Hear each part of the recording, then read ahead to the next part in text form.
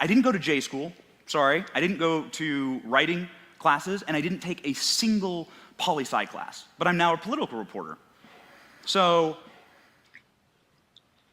I'm just a bill. Yes, I'm only yeah, a bill, bill. and I'm sitting here on Capitol Hill.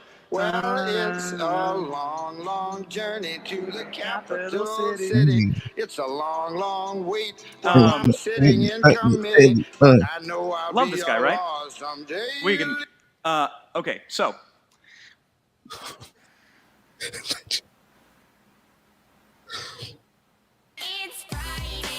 You know how it is. Who's seen this? Who's seen this video? Look at all those hands. Look at that.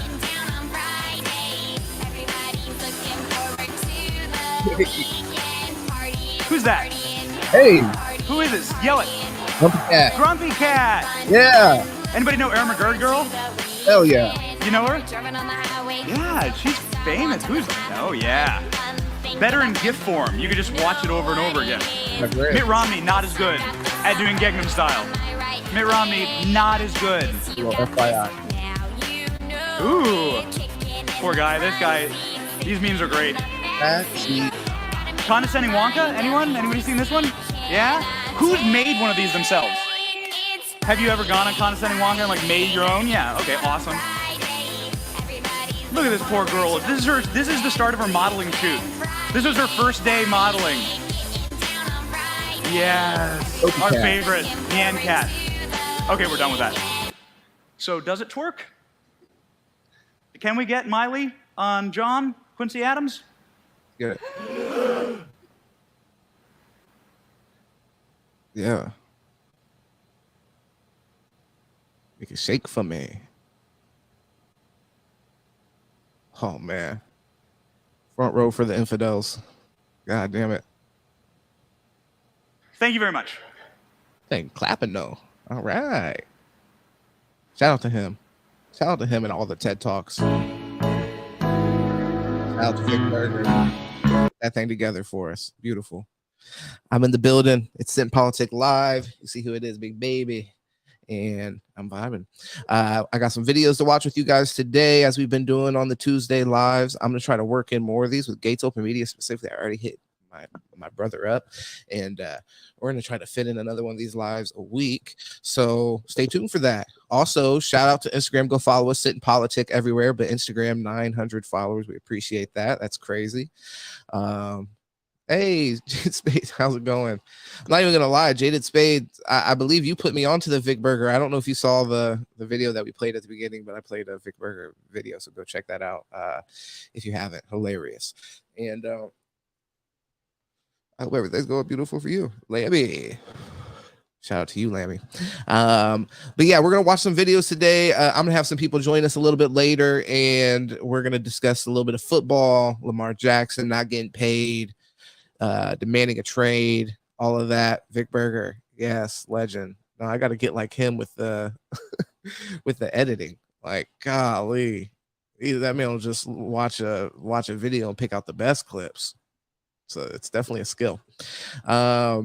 But yeah, I got a bunch of videos to watch with you guys. We got some Jubilee going. I want to watch Power Slap with you guys. I got a really long video there. It's like it's basically an episode. So we may end up watching it if it's really intriguing, or we're definitely gonna watch some people get, smack the shit out of. Another thing, what are the Germans taught about World War II?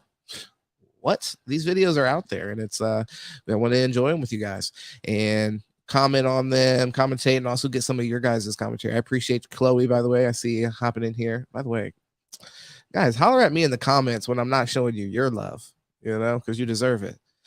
Make sure you hit subscribe. Make sure you stick around. Like I said, more lives like this coming, and just we're gonna let the fun times roll. I think because I don't have anybody in here yet, we might want to just go ahead and start off with a banger and just actually, you know what? Let's stay away from the violence at the beginning of the video. That makes more sense. So, you know what? Because it's March, it just made sense. You guys want to learn a little bit about something crazy that happened today in March? I'm not lying to you. So today in March the 28th, yeah, make sure I'm right. I had to double check. The 3 Mile Island happened, the nuclear meltdown. I honestly don't know too much about it except the kind of generally that part of it. There's a nuclear meltdown, but I didn't know it happened today. And I was just kind of reading up on some stuff for the podcast and found that out. And I was like, oh, that'd be really interesting to kind of look into and hear a little bit about. So I want to start it out talking about that. So let me go ahead and pull that video up. The biggest nuclear accident in American history, the 3 Mile Island meltdown. All right, just a little bit of a little taste there.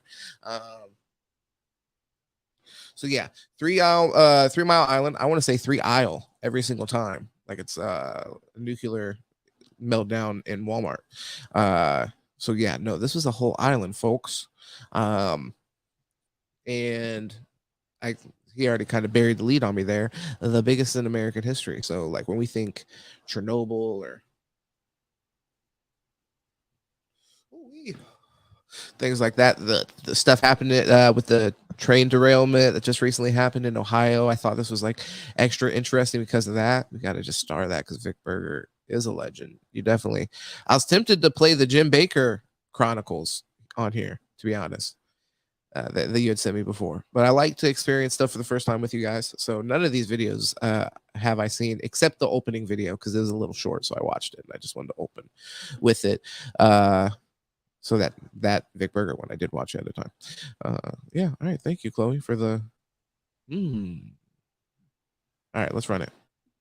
The biggest nuclear accident in American history, the 3 Mile Island meltdown, occurred on the morning of May 28, 1979. Although it was small in comparison to the Fukushima disaster in Japan or the Chernobyl incident in Russia, it still serves as a cautionary tale about how a series of small mistakes can cascade into a major disaster. So, today, we're going to take a look at everything that went wrong during the infamous 3 Mile Island incident. But before we get started, be sure to subscribe to the Weird History channel. After that, Psych. 3 Mile Island Nuclear Generating Station is a decommissioned nuclear power plant located on 3 Mile Island in the Susquehanna River near Harrisburg, Pennsylvania. Well, not totally decommissioned. As it turns out, that's a really long process. More on that in a minute. Originally built by General Public Utilities Corporation, the plant was operated by the company's Metropolitan Edison Company, also known as Met-Ed. Construction on 3 Mile Island's nuclear reactor Unit 1, TMI-1, began in 1968 and was completed without any problems. On the other hand, Unit 2, also known as TMI-2, was plagued with issues. First of all, there were massive delays in the construction process, which should have only taken 6 years, but wound up taking 9. Building began in 1969 and wasn't completed until 1978. That's enough time for 2 Godfathers, 2 Jawses, and 1 Star Wars. And a Star Wars holiday special, which is a different type of catastrophe. But that wasn't all. Once the reactor started operating, it suffered a series of unscheduled shutdowns. That's, bad. If your refrigerator did that, you'd take it back to the store. But a nuclear reactor is a total pain to return. The workers operating Unit 2, who weren't eager to be out of a job, didn't want the government shutting the reactor down for good. So they decided to start falsifying data about the reactor's performance to the... Damn, these guys were worried about their job. Yeah, weird history for sure. I love these kind of videos. Like I said, I have another video for Beware the Ides in March, just because I don't know how many people know where that come from. Yeah, that's nuts. These guys right here, basically what they just said was the workers didn't want to be out of jobs. So they're like, let's go ahead and fake these reports because I need job security.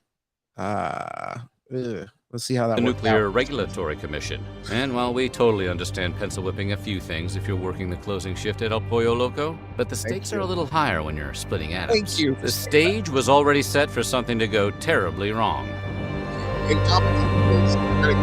On March 28, 1979, the pump that sent hot water to the reactor's steam generator failed for reasons that are still not entirely understood. Some suspect it may have been the fault of a valve getting stuck in the closed position, or water that leaked into an airline, but there's no way of knowing for sure. In response, the plant's turbine immediately shut down, expelling a huge plume of high-pressure steam. Without the steam generator to feed it water, the feed water pump in Unit 2 also quit working. This particular pump was designed to provide a non-stop flow of water to the steam generators that kept the nuclear core of the plant cool, which is really, really important. As long as the nuclear core is being cooled, it works just fine. However, when it's allowed to heat up, a catastrophic chain of events begins, leading to the nuclear core going critical, and then we need literally all the water going towards that thing.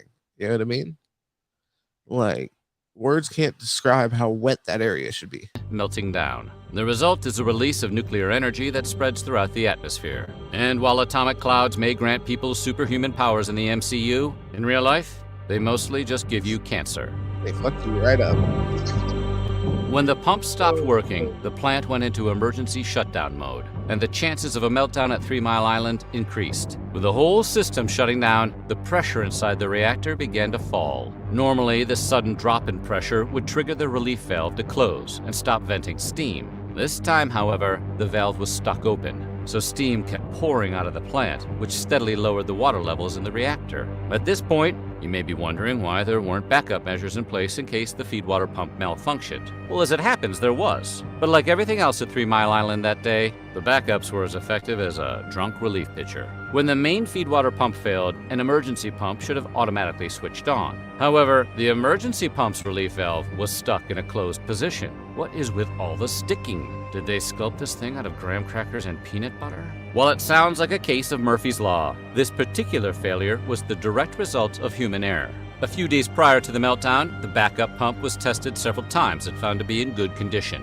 However, in order to conduct those tests, the valve had to be operated manually. When the valve is properly open, the backup pump will kick into gear like it's supposed to. But someone left the valve closed after the tests were completed. Consequently, the backup pump did not turn on, and the water near the core kept venting out, allowing the core's temperature to keep climbing. And if all that wasn't bad enough, the mishaps continued to snowball out of control. The instrumentation in the control room failed to alert the operators of the growing problem. They could tell the main pump had stopped, but believed that the backup pump was working properly. It didn't help that the emergency pumps in that reactor had turned on for no reason several times in the past.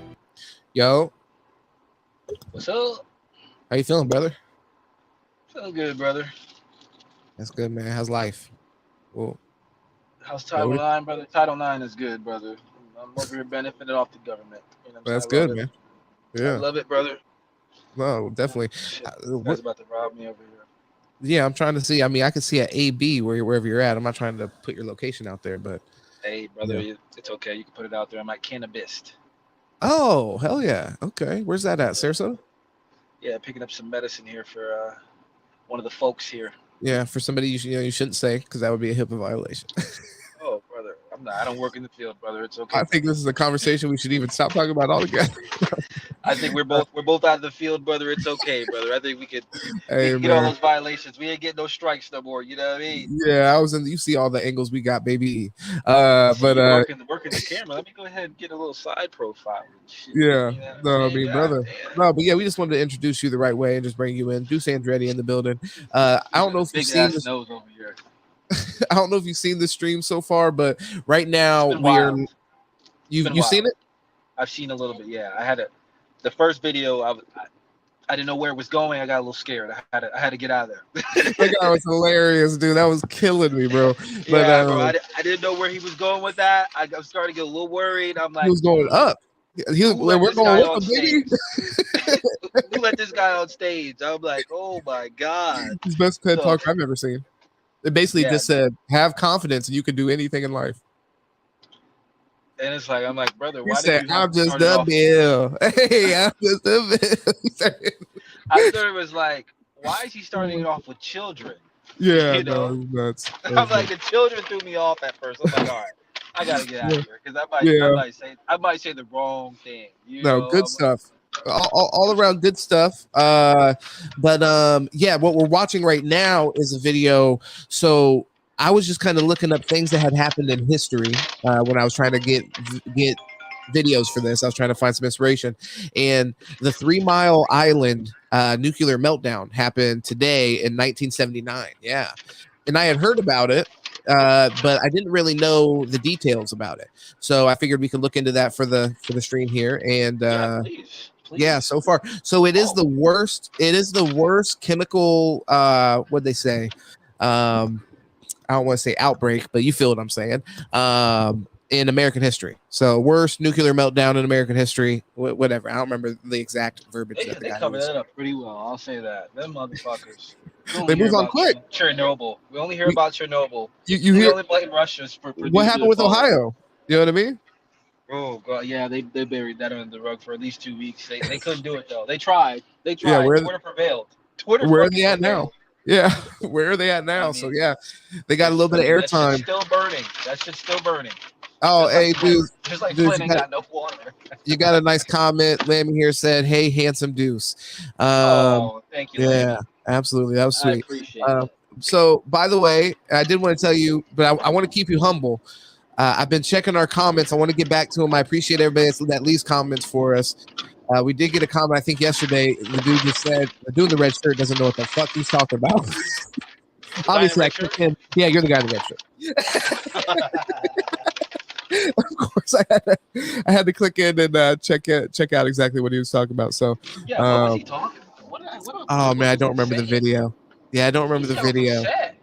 Yeah, it might have been Dan Marino or something. You know, it probably was Smooth under another account. Another alias. Oh, I was talking about Dan Marino. Birdman. Yeah, we were just talking about Smooth, man. Yeah, Deuce was getting. What's good, Bird? What's the word, baby? He's getting some hate on Deuce was getting some hate on a video. I think it was the Dan Marino video. Guys, just like this guy in the red shirt doesn't know what the hell he's talking about right now. But I like, bro. I'm talking heavy about Dan Marino though. Like I fuck with Dan. Like it might not. It might not. Greatest quarterbacks of all time. You know what I mean? It might not have been Dan. I might not have been the Dan video. I'm gonna pull it up while we pull this video back up. But let's go ahead and get back to the fucking Tua video, brother. That's probably what it was. Also, you know I go hard on that boy. The next one. Hey, but Tua is the next one, man. The next great Miami Dolphin. God damn it! I hope so, brother. I would love to see him win a Super Bowl, man. Yeah. I would love to see it. It turned forward up. Yeah. I don't know if you would love to see it, but yeah, I think you would be cool if the Dolphins winning it, but I'm not sure. Bro, I love championships coming back to the state.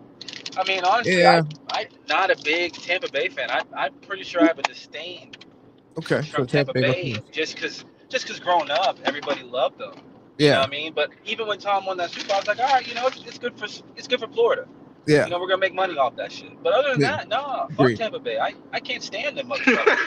I hate the red jerseys. Yeah. The booty pirate flag they have. Like, all right, let's get back to the video. Yeah, let's get back to the video, brother. Let's do that. So workers had been conditioned to assume it wasn't anything serious. And even though the valve venting steam was stuck open, the control panel's confusing readings seemed to... By the way, I would just want to remind everybody, the backup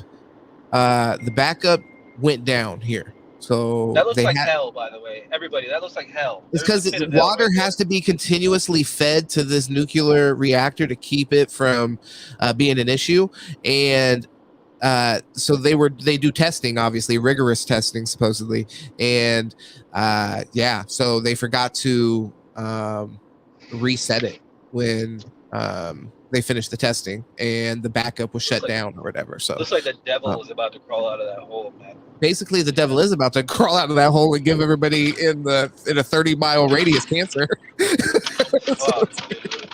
Jesus Christ. Yeah, no, for sure. People learn, like, if they said we're building a nuclear plant 20 miles away from your house, I'm selling my shit the next day, and I'm out of there. I don't even give a fuck. It doesn't even matter. Yeah. The thing is, I don't even want to. Yeah, I don't even have to worry about that. You're gonna get free power. Yeah. I don't even fuck. I'm out of there. You can suck my dick. I'm not worth it. Not worth it. There's no reason for me to stay, because that shit will blow up eventually. Oh, Bird's the man. He knows all about the fucking 3 Mile Island over here. He's like, yeah, the operator did not open the backup valve. Yep, that bastard. That bastard's responsible for probably himself dying. But we haven't quite got there yet. Exactly. Imagine if he survived. I mean, great. It's better than the alternative. It's not great. He should be fucking shot in both kneecaps and thrown back in there. Well, I mean, you don't want anybody to die, brother. You know what I mean? Like, he made a mistake. He made a horrible mistake, cost people their life. But is his life going to bring anybody back? Brother, I'm gonna go to a dark place right now. Some people say the same thing about Hitler, and I don't believe that to be true, All brother. right. I don't know what the fuck you're talking about Hitler for. This is some of that gas B-52 bomber, y'all. Oh, I mean, I can show you some gas too, but I don't really want to right now. It's just not my thing, I don't want to. It's just not my thing. I just dropped a nug though, so I'm fucking horrified. But About the what? a nug. Yeah. To indicate it was closed. The operators had no idea that cooling water was steadily leaving the reactor in the form of steam. The general design of the plant didn't help matters either, as there wasn't any way for the operators in the control room to see how much water actually surrounded the nuclear core. Because of this, and the faulty readings in the control room of Unit 2, workers thought the situation was under control. They believed the reactor was filled with water, while in reality, it was filling with steam. So, in order to prevent the reactor core from getting flooded, the workers shut down the water flow. This just made the core, which was already dangerously low on agua, even hotter. According to a follow-up report, there were 2 gauges that should have been checked before taking action. An employee later admitted to having checked only one, which led him to believe the space was filling with water instead of running dry. Mounting steam pressure then caused the coolant pumps to start vibrating, so plant workers turned the pumps off to keep them from getting damaged. At that point, the flow of water that cooled the Unit 2 reactor core had been completely halted, and the effect was exponential. Since fresh water was no longer flowing into the reactor, large portions of the reactor core became uncovered as steam and old water escaped. The fuel rods, which held the nuclear pellets that fed the reactor, started to melt. To give you an idea of just how serious this failure was, the rods were made of zirconium, a compound with a melting point of about 1,850 degrees Celsius, roughly 1/3 the temperature of the sun. That is hot. A full-scale meltdown had begun, and nobody knew it was happening. Unfortunately, the people working in the control room on the morning of May 28th waited too long to properly check the water levels in the reactor core. While the problems had started... Rest in peace to everybody affected by this, seriously. But just to think about people showing up to work and their job is to check the nuclear reactor, and they sit down and they're like, Steve, how was your fucking weekend, buddy? He's like, oh, this is pretty good, Phil. Let's go check these reactors. Phil, those reactors are good every goddamn day. Go ahead and tell me about your weekend. How's Josephine doing? You know what I'm saying? How's the kids? And did you see the Spurs play? God damn, that Timmy Duncan is good. So it's it's a little nuts. You know what I mean? Let's at least get to work. When you get in the building. I don't know, but that's just. So basically, you're saying it was probably a very relaxed conversation this guy was having, where he probably should have been more on P's and Q's. Hey, that valve says it's at 90 psi. It's supposed to be at 60. Brother, I love a fun person. I prefer fun people in my life with the things that I'm involved in, like a podcast. I want to sit down with fun people. Who doesn't need to be fucking hired at a nuclear fucking reactor? The extroverts that want to have 30-minute social conversations before they hop on the valve duty. Definitely me. Oh, no, I would, brother. I wouldn't want you anywhere near a nuclear reactor. You feel what I'm saying? I don't even want you putting nuclear reactors in on Sims, brother. To build your city. I'm like Bart Simpson, brother. I grab the little thing with the metal thing and I drop it. You know what I mean? Plutonium. You know what I'm saying? Great comparison there. So, that's by the way, vibranium, brother. I do want to just say, Birdman had a little bit of pushback, and he did say to your comment as far as hey, I'm getting the fuck away from nuclear energy, He's like, hey, this is it's the best way to create clean energy. Damn. And then now Birdman, he said, my wife works at a nuke plant, real Fallout shit. Birdman, I don't know if I can shake your hand, brother. We could talk over mics and shit, but I don't know if I can shake your hand. With you in the game, brother. You're sending radiation my way. Yeah, no, for sure. Brother, the first to turn feral ghouls. I don't know how much you played Fallout. I know you're a big Call of Duty guy, but you know what I mean? The ghouls are nothing to fuck with in that game. Except for Mr. Hancock. Mr. Hancock. Yeah, he runs Good Neighbor. He runs Good Neighbor, and he can be one of your companions. I don't want to make this Fallout talk, but that game is great. Let's go ahead and get back into it. Although it is, and it's also relevant considering nuclear plant conversation. At 4 a.m. I need to hear more about that, though, Birdman. Has she ever come home and her hands are glowing? Yeah. What's up? I just had this kid in a Beamer, young African American man. Okay. He's trying to speed race, and I just didn't let him pass me, right? So he lowers down the window. Oh shit. All right. And then he's trying to like bug me in the car. I'm not gonna say this on camera, but I almost reached for something and stuck it out the window. Yeah. You're like, brother, I'm doing a podcast while I'm driving. Could you give me a fucking second? I'm like, bro, honestly, I just had to remember, like, this is on live. Let me not do this to this 16-year-old kid. I mean, he's driving like a nutcase. Nice. I respect it. Oh, he is snapping right now. I respect it. That's his friend right there behind us. And yeah, look. So Birdman says a microwave and X-ray will give you more radiation than they get at nuke plants. I mean, until something like this happens, but I feel you loud and clear. That's interesting. Okay. Joe Rogan actually said, like, somehow Joe Rogan said that to where, like, they deal with radiation or, like, microwave radiation cannot, like, you would have to get microwave, like, 20,000 times for it to actually do something to you. And I'm like, damn. Like, even your phone, they say don't keep your phone next to your testicles and stuff like that. Like, the radiation's not that strong. Now, Bert, it might fuck with your sperm. I don't know. Well, but, all right, so, yeah.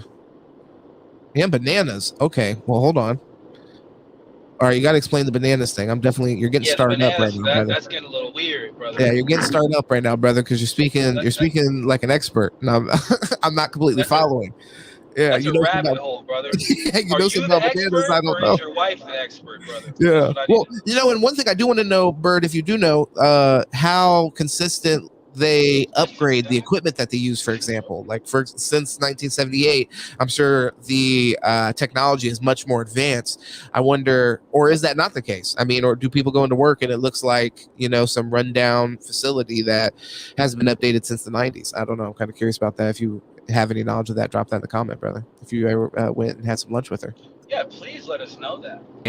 Nobody realized the water had to be manually switched back on until 7 a.m. During that 3-hour window, the reactor core melted down. Once the control room operators realized what was actually going on, they turned the water back on and manually closed the stuck valve. However, by that time, they were left with 60% of the core seriously damaged. By 7:45 a.m. on the morning of May 28th, there were around 60 people in the control room trying to manage the situation and prevent it from escalating any further. None of them knew that the nuclear fuel rods were already melting down into a radioactive sludge and cooling at the bottom of the reactor. When they eventually realized this several hours later, the only thing they could do was hope that the 5-inch thick steel bottom of the reactor wouldn't boil away like the T-1000 at the end of Terminator 2. Thankfully, the bottom of the reactor held, preventing a full meltdown. The water finally managed to cool the nuclear sludge before things got any worse. Even though the crisis on 3 Mile Island occurred on May 28th, it wasn't until 2 days later, May 30th, that officials finally spoke up and informed nearby residents that they should maybe think about staying indoors and keeping their doors and windows shut tightly to avoid breathing in potentially contaminated air. When a hydrogen bubble, which is a hazardous cloud of air, was found to be pushing against the top of the reactor, Pennsylvania's Governor Dick Thornburgh finally requested that children and pregnant women in a 5-mile radius evacuate the area. Luckily, no health effects were experienced by any residents as a result of the meltdown. But had the incident been worse, waiting 2 days to declare an emergency evacuation would have been catastrophic. That shit failed.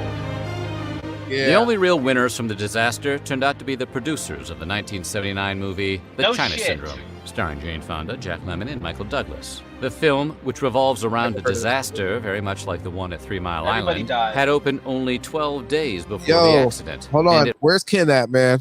Open Gates Media. We need we need him in here right now. What you mean, Bird? You can't speak on that classified information. What's classified, brother? What's classified? We can talk off camera. The technology, the technology at the plant, man. They don't want that out. We can have Russian bots watching this right now, brother. Deuce, this could be a fucking audience of Russian bots. We do not want to give them that information. Brother, if that shit's not sitting behind 20 firewalls, we already know about it. You know what I'm saying? Oh my god. But they can't hide anything from the people. Did you hear what Did you hear what they just said, by the way? They said some crazy shit. Well, they said, I mean, I don't really buy into this kind of shit. I think, coincidences do happen, but they said that there was this China Syndrome movie came out right around the same time. So the same thing. Remember when they said what they were saying about the white noise shit with the thing that happened, the train derailment in Ohio. They're saying, oh, that just released like a year before, and it was about the same kind of shit. You remember that? Okay. Same thing happened here, bro. I'm talking about this might be one of those rituals. So you talking about they just doing a little test run? They're like, okay, we know what we want to blow up now. We know exactly how much we need. Well, they're like, hey, we're gonna do this disaster. I'm just saying what I'm trying to speak for Kent. You know what I mean? I wish he was here because I would have liked. Oh, okay. So Kent Gates is the one that put this fuckery out there. About the white noise thing. He brought that up in the group chat where he was like, oh, they released that movie. And I had heard this conspiracy too. So you know what I mean? So they released the movie and then this shit happened. Basically, yeah. I guess that's one way to desensitize you to it, but I mean that's let's go ahead and finish this. That's pretty fucked up. Jesus. Let's finish this fucking catastrophe up. I think this might be the last pod I opened with a fucking catastrophe. Yeah. A tragic event. A tragic event in human history. Hey guys, so happy Tuesday. I hope you're having a great time. So by the way, 300 people died on this day. No one knew because we didn't talk about it. I'm trying to shed light to them. For real, rest in peace then. This is a terrible event. And please don't sue. Yeah, it's interesting with it did make me think of the, chemical shit that we've had happen recently. So I was like, it's kind of interesting. It just so happened to happen today. Not sponsored for jobs. It's crazy. We have a job. You feel me? We have a lot of accidents happening nowadays. Apparently, accidents. Oh, okay, all right. Yep. The rode its sudden relevance to become a smash hit and nabbed 4 Academy Award nominations. The real-life fallout, no pun intended, was a lot less exciting. According to the New York Times, cleanup for the accident was finally concluded around August 14, 1993, nearly 14 years after it happened. Yeah. Among other things, the process entailed the cleaning of 2.3 million gallons of wastewater. Turns out, you just can't run rad water through a Brita. Reactor Unit 2 was permanently shut down after the accident. However, in November of 2010, its damaged electrical generator would be refurbished and installed at Sheeran Harris Nuclear Plant in New Hill, North Carolina. Did not know there was an aftermarket for nuclear reactor parts. That feels like a thing you should buy new. Reactor Unit 1, which was offline for refueling during the disaster, was brought back online in October of 1984. Let's not talk about it, brother. I feel you now after what they just said. Over here buying fucking parts from Napa Know-How. Honestly, dog, how do you even sell parts that are broken? 5. Despite several federal court injunctions and massive public opposition, it would remain in use until it was finally shut down 34 years later, on September 20th, 2019. Interestingly, the plant wasn't shut down for any technical reasons. To the contrary, its license to operate was secure through the year 2034. Nope. TMI-1 was shut down because the company who owns it, the Exelon Corporation, wasn't earning enough money from its operation. Exelon announced in May of 2017 that they would close the plant unless the state made policy changes or created other incentives that would help defray operational costs. But the state evidently decided not to intervene. The decommissioning of Unit 1 will take nearly 60 years and over $1 billion to complete. Yep. Should have subcontracted that out to Wolverine. He took it down. Oh, okay. Yeah. They broke as fuck. I think that was the end of the video. Yeah, I cut it off there. That was pretty much the end. The rest was just some kind of ride it out. So, that motherfucker broke. Yeah, they went. They turned around. They were able to break down the. They were able to break down the nuclear reactor and sell it piece by piece. So that's cool. Doesn't even make sense, bro. We really only talked about one part, but yeah. Doesn't make sense though. How are you selling broken parts? Yeah, I don't know if I put that. And even if it's not broken, how are you going to sell parts with radiation on it? That doesn't make sense. You can't even touch that shit without being in a hazmat suit. Well, I mean, brother, they're selling it to another fucking company or whatever that does nuclear reactors. It's not like they're selling it to, How do you transport that, brother, without dying? Okay, man, come on. There's ways to transport. You put it on a train. You put it on a train and it gets derailed in Ohio. Is what happens. Someone's got to operate the train, brother. That's why it's getting derailed. Motherfuckers dying on that motherfucker. You know what I mean? the train conductor's just dead. Fucking. He died of radiation. He can't even make it to the destination before he dies. I feel it. They don't want to talk about the train conductor. They didn't say if he survived or not. Yeah, that's true. That's true. Case No, solved. legit. Case solved right there. I almost feel like they should like, I mean, I guess if they're not talking about the train conductor dying, I guess it's assumed he lived, right? Is that fair to assume? Really? I mean, okay, can we assume maybe that? not. It's just the other part of the story was so much bigger. By the way, Birdman said they are cleaned. Let's throw that up there. Parts are cleaned, but still sealed as if it was hazardous waste. Yes. Damn. So you can get the radiation off that motherfucker. Okay. That's you just gotta use a bristle brush.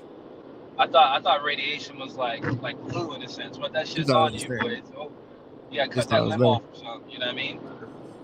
You thought it was like the fucking mushroom virus from Last of Us. For real though, just once it's on you, boy, it's over with. unless you're the little ugly girl with the big Dude gets a little radiation on them. Dude's gonna eat a banana and be like, I need to kill myself. I have radiation poisoning. 100%, brother. I can't go on. I ate a banana. I take a little Richter scale, put it on me. I take a. Yeah. I'm out of there. Ticking. Yeah. No, you get ticking. Yeah, for sure. Yeah, did you watch the Chernobyl show? That shit was sick, man. People's skin was just falling off their fucking side. The Chernobyl show. It was on HBO a couple years ago. Yeah, so I did see where it's like they go over the breakdown of the reactor and shit like that, and how they just. I mean, it's a fake. It's like fictional. So I mean, it's like a depiction of it. So it's not like they like depict the things that are happening in a fictional sense. So yeah, people are like talking about a documentary that I watched. Yeah. No, definitely. I've seen some documentaries as well, but the show was wild because they obviously like show like it's a dramatic reenactment of it. So you see people like you just see some of the effects of radiation, at least like to a dramatized effect. Bro, people are touching doors and shit, and like their thighs touch a door and their skin's falling off. I'm like, what? Yeah, I don't want any parts of that, man. I don't want any parts of that. I saw some pictures in the documentary that I watched. They were pretty fucked up. That shit was tough to watch. For one, I like dogs. Yeah. They didn't care about the dogs. They just left the dogs to die. I was like, that's ridiculous. You gotta make tough decisions, brother. You gotta make tough decisions. And Europe is known for having like purebred dogs. I was like, that's a waste. Those are some good dogs. That's a big waste. Those are some good dogs. Yeah, and then they were basically like, yeah, the men have to stay, and the women and children can go. Yeah. But you're probably already poisoned anyway, so you're gonna die anyway. And that's basically how they. And it's funny because they kept those people there for like a day or two with the fucking pain explosion. So they were literally getting poisoned, and they just kept them there like it wasn't a big deal. Yeah.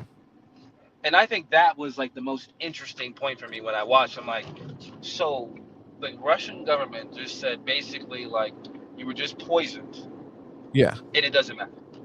We don't care. No, yeah. It's all good. Yeah. You guys will be okay. Just take a warm bath and scrub with soap. You'll be all right. Take a warm bath, hug your family, and get them out of here too. If you don't want anybody talking about this shit. I mean, and then you see your kids start bleeding out of their ears, and then what do you tell them then? It's like, oh, you're gonna be okay. Yeah. Then their eyes start to bleed. Oh, you're gonna be okay. Your skin starts to boil. Well, speaking of ears and eyes bleeding, I have. Well, I'll give you a choose your own adventure scenario right here. Anybody has any opinions? Hop in the comments for sure. So I got a Power Slap episode, Road to the Championship. If you just want to see people get their fucking like lids fucking smacked off their head, or do you want to do one of those jubilees and try to sniff out a liar? It's just your drive-in, so I don't want to ask you too much. I want to sniff a liar, brother. Okay. I want to sniff a liar. All right, let's see. What's like a dog sniffing a butt? You know what I mean? Let's do it. I'm a Christian. You know what? Dogs don't even sniff I am a Christian. Anymore, oh, brother, go ahead. Yeah, talk about that. It seems like you're passionate about it. You mentioned you double back on that topic a few times. I want you to be able to talk about it if you're passionate about it. Honestly, brother, yeah. You know, because back in the day, that was a portrayed thing in movies and shit all the time. Like dogs sniffing ass and shit. You were looking forward to that. You were looking forward to that more. I've never seen it in real life. Okay. Really? Okay. First off, dogs sniff asses all the time, brother. Brother, I've never been that lucky. Well, it's because you've never been that lucky. You're nuts. You well, the thing is, like, let's keep it real. You've had some. Maybe I only owned one dog, so maybe that was. And maybe he didn't have a partner to sniff his butt. But well, and also rest in peace. But the dog that Shadow. you had. Yeah, Shadow, rest in peace, cuz. Okay, Shadow. Yeah, out for you, big dog. He was smaller, so he might have had a hard time getting to your ass, brother. If you wanted a dog that could sniff your ass, you should have got one a little bigger. Down on Shadow, man. Shadow would toot that thing up, man. You know what I mean? Shadow, put my face in the Trick Daddy. I'm scared, man. This is like Trick Daddy, man. Sometimes you want to be sniffed. You don't want to be the sniffer. You feel me? You just gotta take the butt sometimes. You know what I'm saying? Let him take it. Let him have it. All right, man. Let's get into this video, bro. It's not my fight, man. It's not my fight. So this video right here, by the way, and if Dav can hear it or whatever, I'd definitely like to get his opinion on it, because this is you got a group of Christians here, but one of them is a non-Christian. Oh, Dav, this is all you, baby, right here. Yeah. You should be able to smell them. You should be able to sniff out. Like the blood and the chalice of the sniff out the heretic. You know what I mean? We need to sniff out the heretic here. Yeah, the blasphemous motherfucker in here. Yeah. So either way, I'm gonna go ahead and I'm gonna get this started.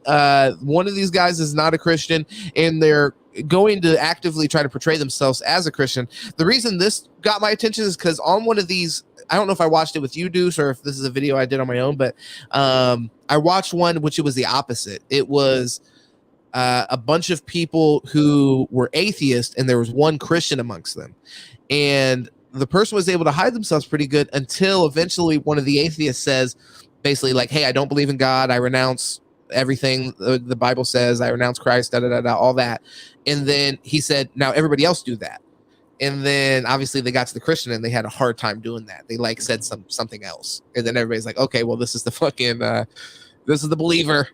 Put him on the stake. I'm going to go ahead and say the guy in the gray that looks like John the Baptist, he's the believer. Well, I think it's interesting because in this case, it's going to be the opposite. Most of them are going to be people who identify as Christians, and there will be one person who's an atheist or doesn't believe in God, I guess, or doesn't identify as Christian, I should say. So maybe I'm going to look for the motherfucker that looks like he doesn't normally dress like that. You know what I mean? It's a good move. Like, you can't hide the skankiness in you. If you're a skank, it's just there, Do you think I'm talking about men too? It's not just women. Yeah. Do you think there's a correlation between religion and men or women being skanky, or lack of religion? Honestly, bro, if I'm being real, don't take this the wrong way, preachers and priests out there, but your daughters be the freakiest ones. If we're talking heavy right now. Keep it real. They're gonna do it before twosome. You know what I'm saying? Yeah. They might do it they might just do it for the bros. So, yeah. I suggest you guys just buy chastity belts. They might do it communion style. Just buy chastity belts. Save yourself the headache. You know what I'm saying? Like, yeah, no questions asked. Because that train is taking off, and there is no derailments. There are no derailments. Nothing will be derailing this train. All right, yeah, let's go ahead and get into this video, brother. Experience of yours, something profound. Something profound. I saw an angel once when I was like 9 years old. Really? Oh, yeah. He's a liar. He's going to hell. He's the atheist. We brought together 7 Christians. I'm a Christian. I am a Christian. I am a Christian. I am a Christian. I am Christian. I am a Christian. That one guy. The one guy, like 3 people ago. I am a Christian. The black guy is giving me vibes like, brother, you smoke weed, you drink 40s, like, you ain't no Christian. You know what I'm saying? Brother, you just described yourself. Would you consider yourself a Christian? You just sent me a picture like last night. Brother. The last part isn't me, brother. I was gonna say he looks like he tangles in a little bestiality. You know what I'm saying? But oh God. So the one thing you guys have that's different is that, well, one, you have a great hairline, and 2, he fucks animals. Yeah, possibly. Yeah, exactly. Okay. That makes a big difference, brother. It makes a huge difference. I'm not gonna lie to you. Like, sometimes there's just like things that are characteristics that do make a huge difference. All things else be the same. Yeah, some things are hard to get past. So let's go ahead and get back into this. The donkey loving is just, the donkey loving. Well, brother, before I forget, because we got to get back to this, I was watching Joe Rogan the other day, and they were talking about, it was a Shane Gillis one. It's at the very beginning, too. They were talking about a video where some dude was fucking a snake. I am a Christian. One is a liar. If the group discovers who the liar is, they'll split a cash prize. If the liar survives, he or she wins the entire prize. Oh boy, okay. All right, here we go. Yeah. Do you go to a church? Yes, I do. That's a great question. I don't know where to even start. I was going into it thinking about myself and how I present myself. I thought people would be like, oh, she's not a Christian. Hey, Chance, tell me about a religious experience of yours. A religious experience of mine? Something profound. Something profound. I saw an angel once when I was like 9 years old. Really? Oh. Yeah. What was that like? That was really cool. It was creepy, but like in the moment, like it was just like stillness and like really awesome. In the Bible, when they talk about what angels look like, it's a very scary looking picture. I was like, I don't know if I'd believe someone being happy to see a disfigured human being. I had a really similar experience when my father passed away. Really? Yeah. Wow. Yeah. Do you want to hear? Okay, so this guy right there, fucking psycho killer. Definitely think he is a Christian though. I believe anything he's about to say, to be honest. This is the guy. I think a lot of times with these people that have some real fucking intense quirks, you know, they definitely tell you that the characteristic tick is there. And this guy's giving strong Dahmer vibes. Middle guy? Yeah, 100% Dahmer. Yeah. Middle guy is Dahmer, but I believe he believes in God. I mean, I wish I knew like a black serial killer that looked like that guy. That's the black guy, because he gives me some weird vibes. He could also, yeah, he could be the first one. I'm just kidding. I know there's actually, I think he, I don't know if you've ever seen, what was it called? Not Criminal Minds, but like it's on Netflix. A serial killer show, Mindhunters. There, yeah, there's a black serial killer on there. He's like based in Georgia, I think, and picks up kids and shit and kills them. And he kind of does look a little. I mean, they don't look alike, but like they both got the same kind of hairstyle going on. Yeah, I don't know what that is. Is that a slick back hair? Like, what is that? No, he's got a straight cul-de-sac that he's committed to, which is fine. Yeah, he's definitely.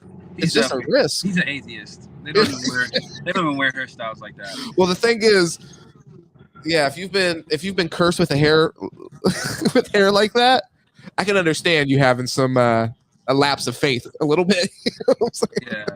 Yeah, it's challenging. God every day he wakes up and looks at the mirror at that hairline, brother. I'm telling you right now. Like, I mean, it's not even the hairline, really. It's the damn hair. It looks like a hornet's nest on his head. Like, what are we doing? Well, like I said, he just committed to the full cul-de-sac, which, like I said, is fine. But you have to. He just has to look, man. No disrespect to you, Sit and Politic, baby. Go ahead and subscribe. We'd love to talk to you. About to jump on this live stream here, brother. Oh, beautiful, man. Can't wait. It's in the group chat. But yeah, this guy right here, I don't remember what I was gonna say. Damn. All right. Well, let's get back into the video. I'll keep an eye out for Dav. What? I don't. Oh yeah. I know right we there, have right a there. little. Oh no. Okay. The speed round was pretty fucking killer. That man is a fucking Andrew. I'm glad we got you on camera, buddy. Nice and up close. Found the Idaho frat murderer for sure. Jesus Christ. horrifying. I didn't even know what to ask. The thing is, this guy's not in prison, so maybe he hasn't killed people. Who knows? It doesn't necessarily mean that. But I'm gonna go with he is a Christian because I'll say that's the one thing keeping him from, wearing people's fucking skin. Yeah, he had to find the light, or the dark was gonna suck him in. Exactly. Sure. He's one chapter away from tucking his wiener back and wearing women's skin over his fucking face. He's the seventh son of a seventh son, if you know what I'm saying. Oh, I definitely feel what you're saying. The old seventh son trope. I didn't even know where to start. So much pressure. Don't worry, we're not watching. There's no pressure. First person I trusted was Brandon. In the very beginning, him and I were talking. I was just like, all right, man, you and I, packed till the end. We're just going to keep voting the same person. Oh, no, these men are a little Grace. So they voted the girl out? Two people, Tie. Romy and Grace. So, you guys vote again. Fuck. All right, I'm gonna say my. Oh man. Yeah, All I'm right, gonna say let's him go ahead too. and vote. Actually, We got the guy. We got him out. You guys really messed up. Yeah, he's right there. I'm feeling disappointed because I feel like I was based off my overall look. I didn't even say anything. I was voted off, you know? Grace was standing right next to me, and she was really freaked out. She was just like, well, you know, I hope they don't think it's me because X, Y, and Z. And I was like, okay, then it's not Grace. I didn't think it was Romy either, but I just knew it wasn't Grace. I wanted to ask you, is your church queer friendly, LGBTQ friendly? Yes, actually, there's 2 pastors and 1 is a biracial lesbian. So. Wow. Why did you choose a non-denominational? Nice. I mean, I was just born into it, so my dad's a pastor. Anyone else a PK? No, I am. Wow. Yeah. What's a PK? She's pastor's kid? Yeah, Oh, pastor's kid. Yeah. I've never even heard that. Yeah, they're usually the bad kids at your school, so. There's like certain terms I think a lot of people just know. I assumed his lack of knowledge meant he wasn't a Christian and he was trying to like pick up on things as we said them. How long have you been Lutheran? My whole life. Yeah? Yeah. I grew up in Scandia, Minnesota, and like a big part of the town was the church. Yo, people from Minnesota are fucking scary. I'm not gonna lie. It's a common theme. People from Minnesota and Wisconsin, there's something different about the Midwest, man. Okay, yeah, Midwest areas. There's just an eerie feeling, like, you know. Hey, there's some good boys. On this area, but yeah, there's some good boys from Indiana, brother. I know some good boys from Ohio, and some good boys from Michigan as well. Well, no, yeah, I'm just saying, yeah, there's some good old boys, but there's some weird old boys too. You know what I'm saying? Yeah, definitely. You know what I mean? Don't take that wrong turn. Is all I'm saying, brother. No, I'm with you. End up at this guy's fucking house. So I was baptized there. Wow. Do you go to a church? Yeah, I go to this one out in Riverside. I just started going there about 2 months ago now. Because I grew up going to more of like a strict church, and then I kind of branched away from it and then went back. What do you mean a strict church? So I grew up Mormon. Oh. Yeah. No, it's strict, it's strict. You know, I kind of had to take my own path and figure out what worked best for me. Yo, I think they got the non-believer out. I'm gonna be real. I think these guys are legit. Yeah, I think they did, bro. Yeah. I definitely I've stepped away. I don't know that girl though, because it's hard for me to find Yeah. a church, especially a Baptist church that's accepting. Well, I think so, because the thing is, you would be somebody on the fringe. I feel like they want to show representation of all the different people that actually represent the religion. So she's homosexual who identifies as Christian. If I had to guess, I would say she probably is legit. They want to show that. And then she's like, my pastor is a bisexual fucking whatever the fuck else she said. That's interesting. That's interesting. Or no, biracial. Yeah. She said biracial. She didn't say bisexual. She said biracial lesbian. Oh, yeah. You're kind of going in and out right now, brother. I'm gonna let you kind of settle in on the Wi-Fi. But yeah. Either way, shout out to that biracial lesbian angel, and we'll get back into the video. I think she said bisexual, but I don't know, brother. Nah, because she said lesbian. Why would you say bisexual lesbian? That don't make any sense. But she definitely said bi something. Of the queer community, so I it's bi something. It's a mixed rainbow for sure. Not actively. Halfway through my answer, I realized I probably shouldn't have said that. Because everyone else was like, oh yeah, they all actively go to church. And I was the only one like, I don't go to church now. And that's when I thought, maybe I should have kept that to myself. But when I switched churches, like people were taking it beyond judging and were making it like they were like condemning me. Interesting. You read that? I have really bad handwriting. He mentioned that he hadn't been to church in over 3 years, and I was just like, okay. I felt like his story about being a PK and coming in and out of his faith could have been an alibi. Damn it. You know, I could see it though. He wanted to hear everyone else talk. Like he kept asking them questions. Like he didn't want to talk about his own experience. Because he ain't been in the church, man. Okay. Yeah, bro. Well, and because like he said, he's like, oh, they're the ones that are bad in your school. And like you said, the talking about the pastor's daughter or whatever, just being wild and shit like that. Like just because you are the pastor's child doesn't mean you're innately going to be religious. It might even mean the opposite a little bit. I know, like the son was a model kid, model student. The girl was a thought rocker. Started very young. So I think a good question would be like, how would you find thought rockets fucking nuts. Right. So I was actually an atheist before I was Christian. Like I was a hardcore atheist, and I was like super depressed. Like I was like burdened by like my own life, I'd say. And then coming into a life where like you're just kind of getting abundantly filled up with like love from other people and from God especially. So what made me go back into church, what really like pushed me is I had a really bad breakup. And it was like at this moment where I was at work and I watched this kid die because I work in the ER.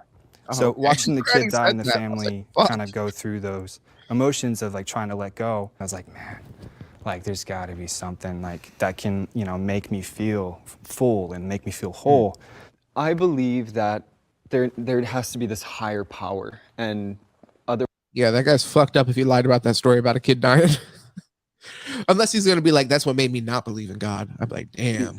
He's the atheist, brother. He's the atheist with that story. Because I mean, I mean, Jesus Christ, who talks about something like that? Well, you're really selling it. You're selling like, I mean, I believe in God because of this super traumatic experience. It's like, it's hard to question that. That's what I'm saying. If he's lying about that, you'd have to be a real dickhead. So I'm gonna assume he's telling the truth. Jesus, though, that is otherwise the ego takes us over. I think we got to sit God around allows already. We me can to stop the game, I realize think. that there's more than just me. As an artist, I think there's messages coming to me that I'm supposed to communicate through my art. The way I grew up, I was really into church. It was my safe space. I had a hard home life, and it was where I felt like I could be myself. And then I realized I was gay, and that was really hard. And then I took a step back, and then have come back to it as an adult. It's been I don't appreciate her a saying struggle, but something that I want to have. Why don't you appreciate her saying that? Because you know what? I think to say that it's hard to be gay is just, it's a misrepresentation of what it is to be gay. She should be proud. She should be happy. And Like, it's why really is it easy. hard? And at the end of the day, it's really easy to be gay, right? Well, Tell us about no, it. if you're Just tell living us, your bro. truth, living your truth should be easy. You know what I'm saying? Yeah, Like, I don't know about that. That's not true. Because if you I were a live my black truth every man, day. I if wear this you black skin, were a brother. black man in the 1950s, it wasn't just easy because that is what you were, and it's easy because that's what you are. That's fucking ridiculous. I'm Because not there's saying that I wouldn't be external chastised effects. a little bit. You know what I'm saying? But Chastised a see, little this bit. is my thing. This is my thing, brother. Yeah, go Like, ahead. what do we declare as hard? You know what I'm saying? Like, because this is my problem with America when we talk about difficult things. Like, what is hard? Is like not being able to pay your rent hard, like not being able to eat hard, or is it like, That's hard. you know Both what I'm those saying? things. Like, Yeah. that's hard. You know what I'm saying? Like, kid in Africa not having a food source, that's hard. You feel me? So It's it's a like when we spectrum, say though, man. hard, It doesn't mean that a kid on the playground telling you that you're fucking ugly or something like that isn't also hard. But it doesn't mean that, you know what I mean? ooh, pause, brother, pause. Well, I'm just saying, like, I mean, I'm trying to think of something that's kind of like harmless. We've all been like, as kids, playing with other kids, and they've said something mean. You're fat, okay? Like that's hard, but it's like it doesn't have to be to the level of suffering of you can't eat or you can't provide for your family or whatever, like that kind of level. You don't have water to drink. There can also be different levels of hard. Sometimes it's like emotionally, like something hurts you and has an impact on you, and it's received. You know, energy is exchanged, and if as a gay person you feel like there's some excessive negative energy that's exchanged based off that reason, then yeah, I can see how that's tough. You feel me? I think though, she is. Here's my thing though, man. Like, do it. She grew up in a very loving environment, which is the church. For her to say hard, man, it's just like, for me. Well, like, okay, so that's a slight to everybody. Let me just respond to what you just said. No, because I want to hear you. I didn't get to finish. I didn't get to finish. But I can add context to that, and then I want to hear your full thought because now I feel like I need to add context to my point, and then I can let you go. Okay, so you saying that she grew up in a loving environment, that's the church. So which fundamentally is opposed to your sexual identity. So go ahead and go into that because that's where I push back on that. And I want to hear your response. So this is my pushback because I feel like Christians are one of the more open communities in religion to gay marriage and gay relationships, right? Not to say that they necessarily outwardly I don't agree, but go ahead.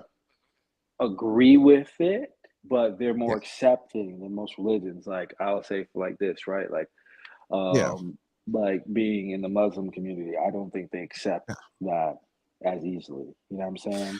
Okay, that's one community. Then you know what I mean. Brother, I'm just trying to go with the community that is closest to me, brother. I don't mean to. I'm just joking. Or do you identify as Muslim? Honestly, brother, I'm gonna convert. I'm being honest with you. I would love that because I mean I haven't heard you say anything about being Muslim. Oh, it's just something I've been thinking about, man. And I'm like, you know what, dude? Like, I think when you're engulfed in religion, it should make sense. You know what I'm saying? And it should make sense with your life. And to me, when I look at a lot of the way things are structured in the Quran and shit like that for society, it's similar to the Bible in a sense, but there's a lot of like corruption that's been kind of tainted into the Bible. And that could have been with the Quran too, but I think the Quran was written before and it really hasn't been like rewritten. You know what I'm saying? Like it's been written in the same text. The Bible is being rewritten over and over again by multiple different people. And I just don't think the stories and stuff like that really align with, like I think the Quran is probably more clear cut than the Bible. I think the Bible is left for you to interpret a lot of stuff, which to me just doesn't really make sense. I think with religion, that's typically the case, though. And also, I think a lot of that is a newer idea. So, I mean, this look at the Jewish religion and then look at the Muslim religion. Everything is more uniformed. Okay. You know what I'm saying? Then when you go to like Christianity, it's not really uniform. That's why I'm saying it's more accepting to other things because there's no uniformity. But there's not as much. I think you live in a Christian society, so it's more apparent to you the division. But Muslim communities they kill each other. What the fuck are we even talking about? So it's but like they do that in like they do it in respectful ways though, brother. I mean, we just bomb them. No, they don't. They fucking don't. So it's like, brother. I'm not saying they're not brutal people. Yeah, they're brutal at times, but for the most and they kill for their religion. You're talking about like, damn. I want to think of the two. That's the most extreme. That's you're using the most extreme for Christianity. What about Dubai, brother? What about Dubai? Dubai's peaceful. What about Iran? Well, I don't know about Saudi Arabia, but what about Dubai? Iran? We can talk about Dubai. Yeah, we can talk about many places. Iran, fucking Afghanistan, fucking Syria. But see, that's the thing, though. Okay, but that's different, though. I wouldn't blame that on religion. I would blame that on US bombing. No, let's cut the short shit short. Let's cut this. Let's cut this fucking Muslim Andretti short. But brother, okay, that's a rabbit hole, brother. I'm gonna kill this baby in the bed where it deserved to die. But no, look. Honestly, respectfully. If any Muslim brothers are out there, just hit me up, man. I'm trying to convert. Yeah, and I'm bullshit. Don't take me serious. Don't take me serious. I need to know the way, man. Don't take me serious and do some wild shit. Yeah, please. He was joking. This does not need to be. This does not need to be the Pulse Club all over again. Please. We're having a fun intellectual conversation, and we're just having fun with it. So at the end of the day, though, with the Muslim faith, I think that you live in a Christian society, so the difference between Christian sects is very evident. But if you lived in like if you live, sex, You mean sex or sex? Like sex, SECT. So just different groups, different groups of Christians. Like they're a part of your community here, where like different groups of Muslims, it's not as much of a dominant religion here. So therefore, I don't think that we're as exposed to the different types of Muslim faith there is. But I mean, in reality, we are to a certain extent. We see that there's some women that wear, I think the covering is a hijab, I believe. So I don't think Muslim religion is really a Western religion either. I think it's more like, it wasn't originated here, so I don't think it's accepted like that, partly because of that too. That's more like a Middle Eastern thing, Yeah. I don't know the ins and outs, so I don't want to speak completely out of like school here because I don't know the ins and outs of it. This might be like you said, a conspiracy rabbit hole to get into, but I do know that I know there's the Sunnis and the Shia Muslims, I think, in Africa, and they open in the Middle East, and they openly fight each other. So I think that over the Holy Land, man, Jerusalem. Well, not necessarily. That's a whole other thing. That's that's Jews versus fucking Muslims. I mean, everybody's fighting. Everybody kills each other. Palestinians versus Israelites or Israelis. I mean, they all just kill each other for that fucking pot of territory. I guarantee you, it's just a big old bunch of gold down there or something. And they keep telling me it's the Holy Land. Yeah, no, that's facts. $10 trillion holy land. Bro, like the fucking Vatican, all the shit they got under there. I watched the video the other day. I don't think I sent it because at the end they're like, we're not 100%. I'm not. Well, they're like, we don't know if this is 100% true or not. But there's like books or whatever where certain priests were saying that this thing existed. But they said they had a device in the Vatican where you could observe any point in time. You couldn't like directly affect it supposedly, but you could observe it. It was like the chroma fucking key. I might just have to like honestly, bro, I might just have to go ahead and break in that bit. I might have to just have a kid just so I can train him to release all that information. You know, infiltrate brother, the Vatican, man. That's a lifetime plan, brother. You gotta. That's a lot of work, bro. You gotta sacrifice a child to it for real because they're not giving you that type of access. I'm looking at Nicolas Cage. Earn it. What the fuck you trying to steal the goddamn Declaration of Independence for, bitch?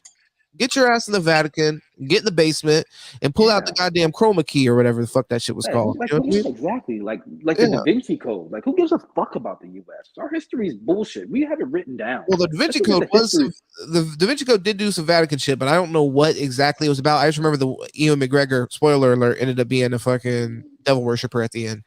I just had a child volunteer, so I think we're good to go. We're in business. Nice. Yes, sir. I don't know if he's prepared for that though, but we're gonna have to call Tom Cruise, get him training or something. I don't know. Was is it number 1 or number 2 there? It's number 1. Number 1 volunteered. Oh wow. Yeah, he's a soldier, boy. He's ready to go. And he's a little late though. Tell him he needs to get working, brother. Yeah, that's what I'm saying. Yeah, I know exactly. That's why he might not be able to enlist in the program. You know, no, he needs to though. He's got the natural cutout date. The cutout date might not might have passed already, dog. I mean, You're just talking shit. And he's like, Daddy, I'll die for my country. Whoa, okay, goddamn. It's not your country, brother. It's not your country. It's me. Yeah, no, it's true. It's me. Me and my blog. Yeah, it's me personally. But yeah, so we could imagine being able to observe any time in history, though. So like, you'd be able to go into a room, and it works something off of like, in a space. There's like light reflections and stuff like that continue to exist forever. And this is kind of interesting because this goes into like time not being linear and it being kind of, like a flat surface type deal.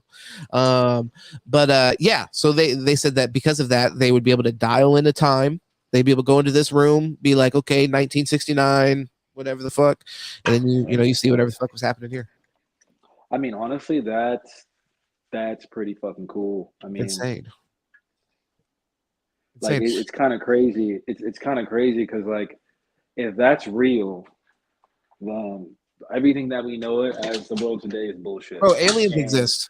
How long in our life were we like, yo, do you think aliens exist? Oh, well, I think probability says most likely. And people are like, hell no, aliens don't exist. God made us.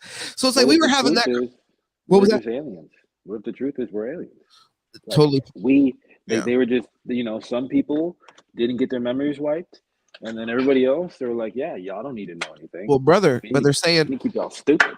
But they're saying the fucking goddamn aliens have visited and all this crazy shit at this point. So it's like it's past, like even us being aliens, that's possible. I think that's an interesting thought. What if but then I heard about Operation Bluebeam and I'm just not fucking with them. That's what I'm saying. But that's what I'm talking about. So my point is like during our lifetime, during Operation Bluebeam, whatever, we were told actively from the government, aliens do not exist. And then if you research things, a lot of people that believed wholeheartedly in aliens were discredited for that kind of belief. And then also you had other people. I think most people were like, yeah, aliens probably exist somewhere. Who knows? But yeah, you had plenty of people that because a lot of people were like, as long as they don't exist here, we don't give a fuck. I mean, they can stay where the fuck they at. Bro, think about the fact that that's something that's being talked about openly by the government. And like, I feel like if you would have told me in fucking 2005, like, hey, in 2023, they'll say that aliens exist. Do you think that it would just be something that people would just shrug off and like not even talk about really? It's like, yeah, okay, that's bullshit, whatever, not interesting. But that's the crazy part though, brother. They were able to actually like do that. Like they literally just tell people now, like if they did that back then, the world would have like America would have flipped upside down. People would have freaked the fuck out. You gotta think like movies like Cloverfield What's that fucking goddamn? Not is it training? No, it's not Training Day. Fuck, what's that movie? Training Day is nuts. That's hilarious. Training Day is a fucking crazy movie. That's a great movie. Insane to even think that nothing has nothing to do with aliens. Independence Day. Independence Day, yeah, fire. Just had the wrong word in front of day. Very true. Actually, that's a good point. No, you make a good point. Closer than what closer than what it seems. Closer what it seems, and a different actor. Both great actors, though. Yeah. Except one likes to smack bitches. Well, and I ain't talking about his wife.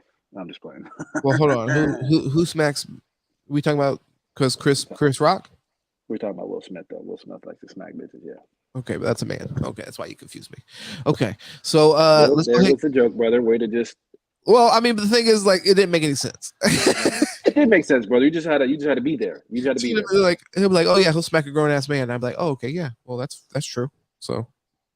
It goes with Chris Rock. It was like summer after fourth grade. My parents got divorced. Oh, okay. And so I was kind of like straying away, and especially divorce in the church is like a huge thing. So that was really hard. But I feel like that whole situation kind of like solidified my relationship, just so I knew, there was always someone there for me.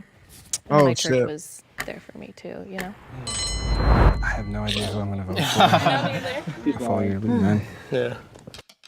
She's a PK, like she knows exactly how to answer. Like, what was that? He's a liar. He's the rat. I don't know. He knows the perfect part to play. In the back, she kind of mentioned her stance on premarital sex, so that kind of like was like a red flag. Damn. Bye. Yeah, they knew it. You couldn't hide. You had a good question, right? Yeah. So you were talking about. Usually they'll ask them, be like, "Hey, do you guys think you got the mole out the box?" But I feel like they're just going. How like you kind of express yourself through art. Like I want to just have you elaborate on that. When he mentioned art as like his form of everything, I was just like, it doesn't really make too much sense. Cool. Well, like one thing I love about the church is I love to sing. Okay. And growing up, I like my best. Yo, I'd be like, sing right now. Oh Jesus! Yeah. Crazy. I better hear some soul in your fucking voice.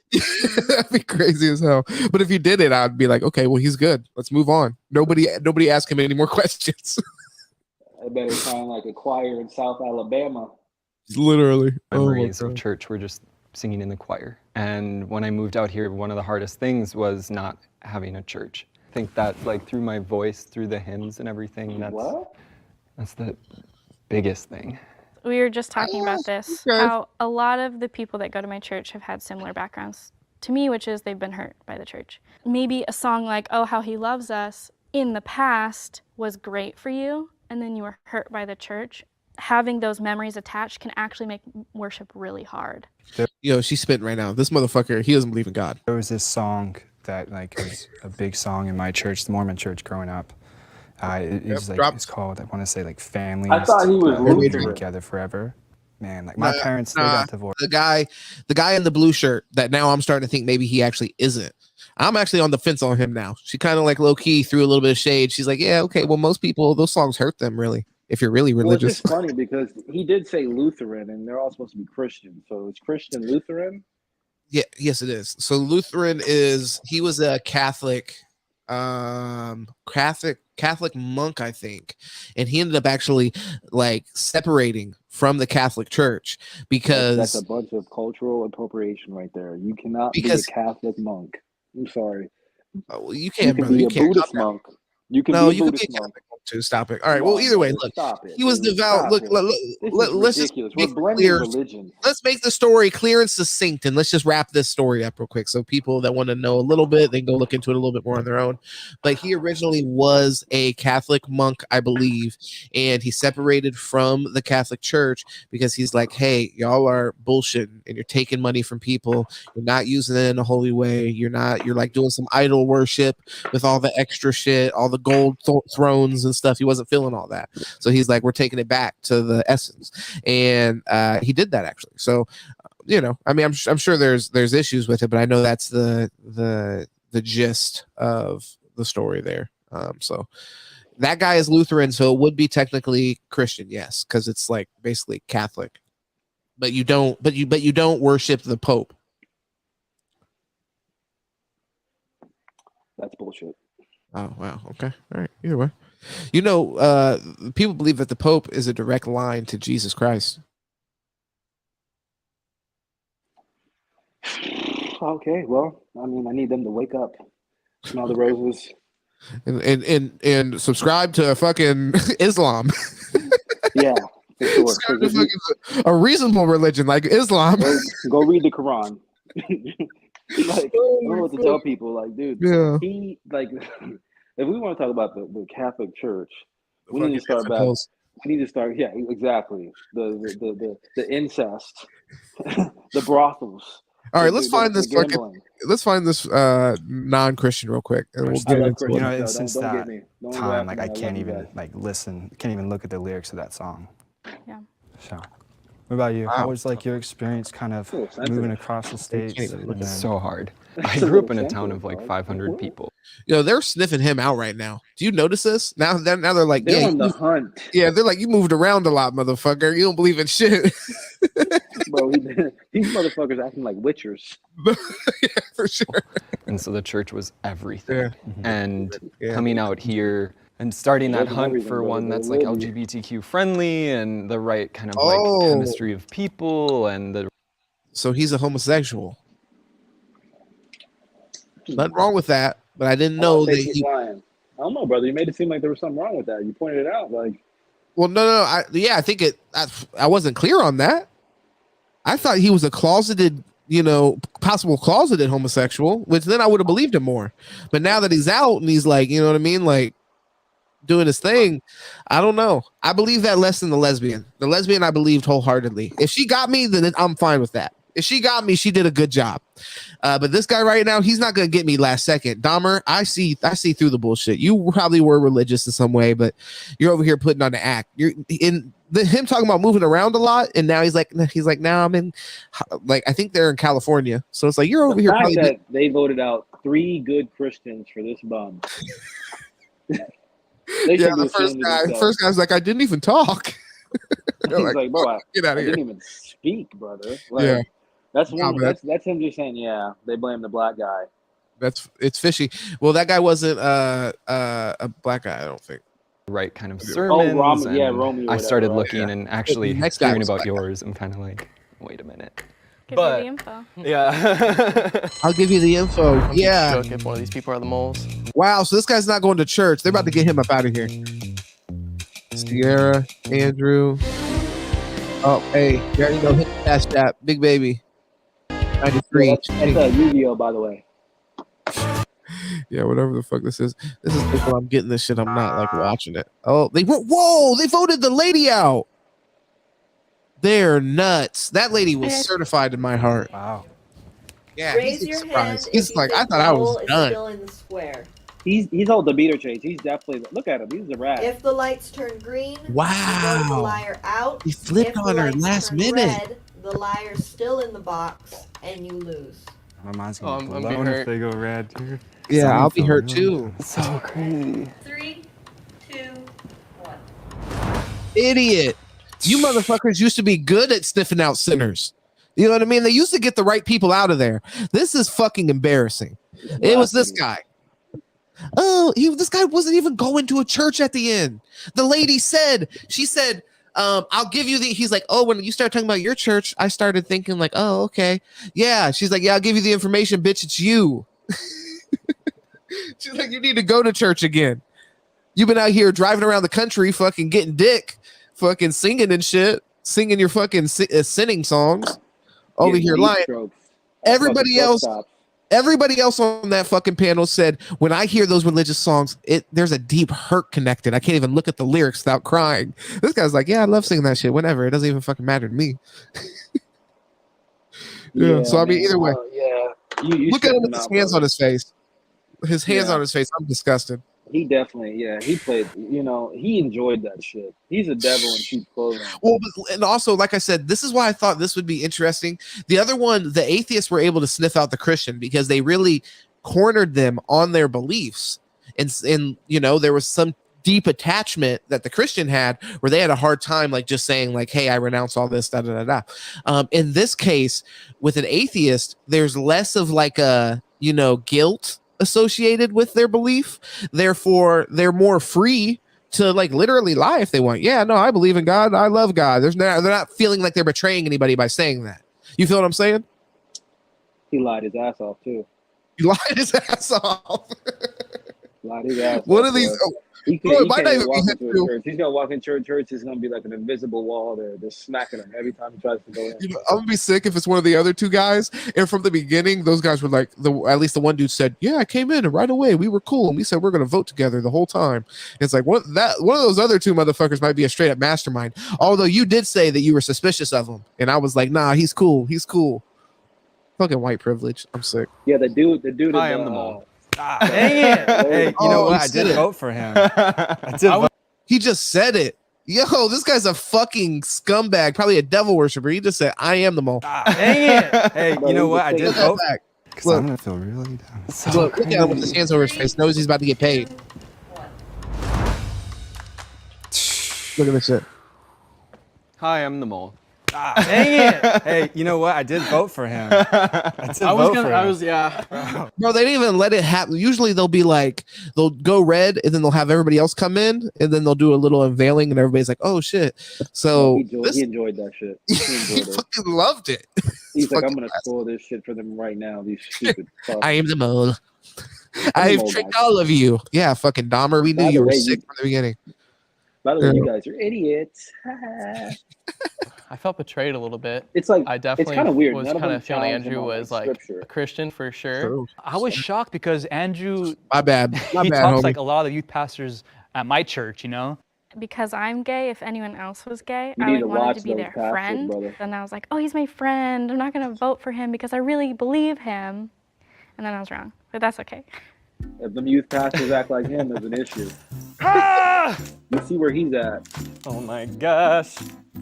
I really became an atheist right after I got baptized. I think when I got baptized, I thought something magical would happen and nothing did and nothing changed, and I still felt really hated by the church.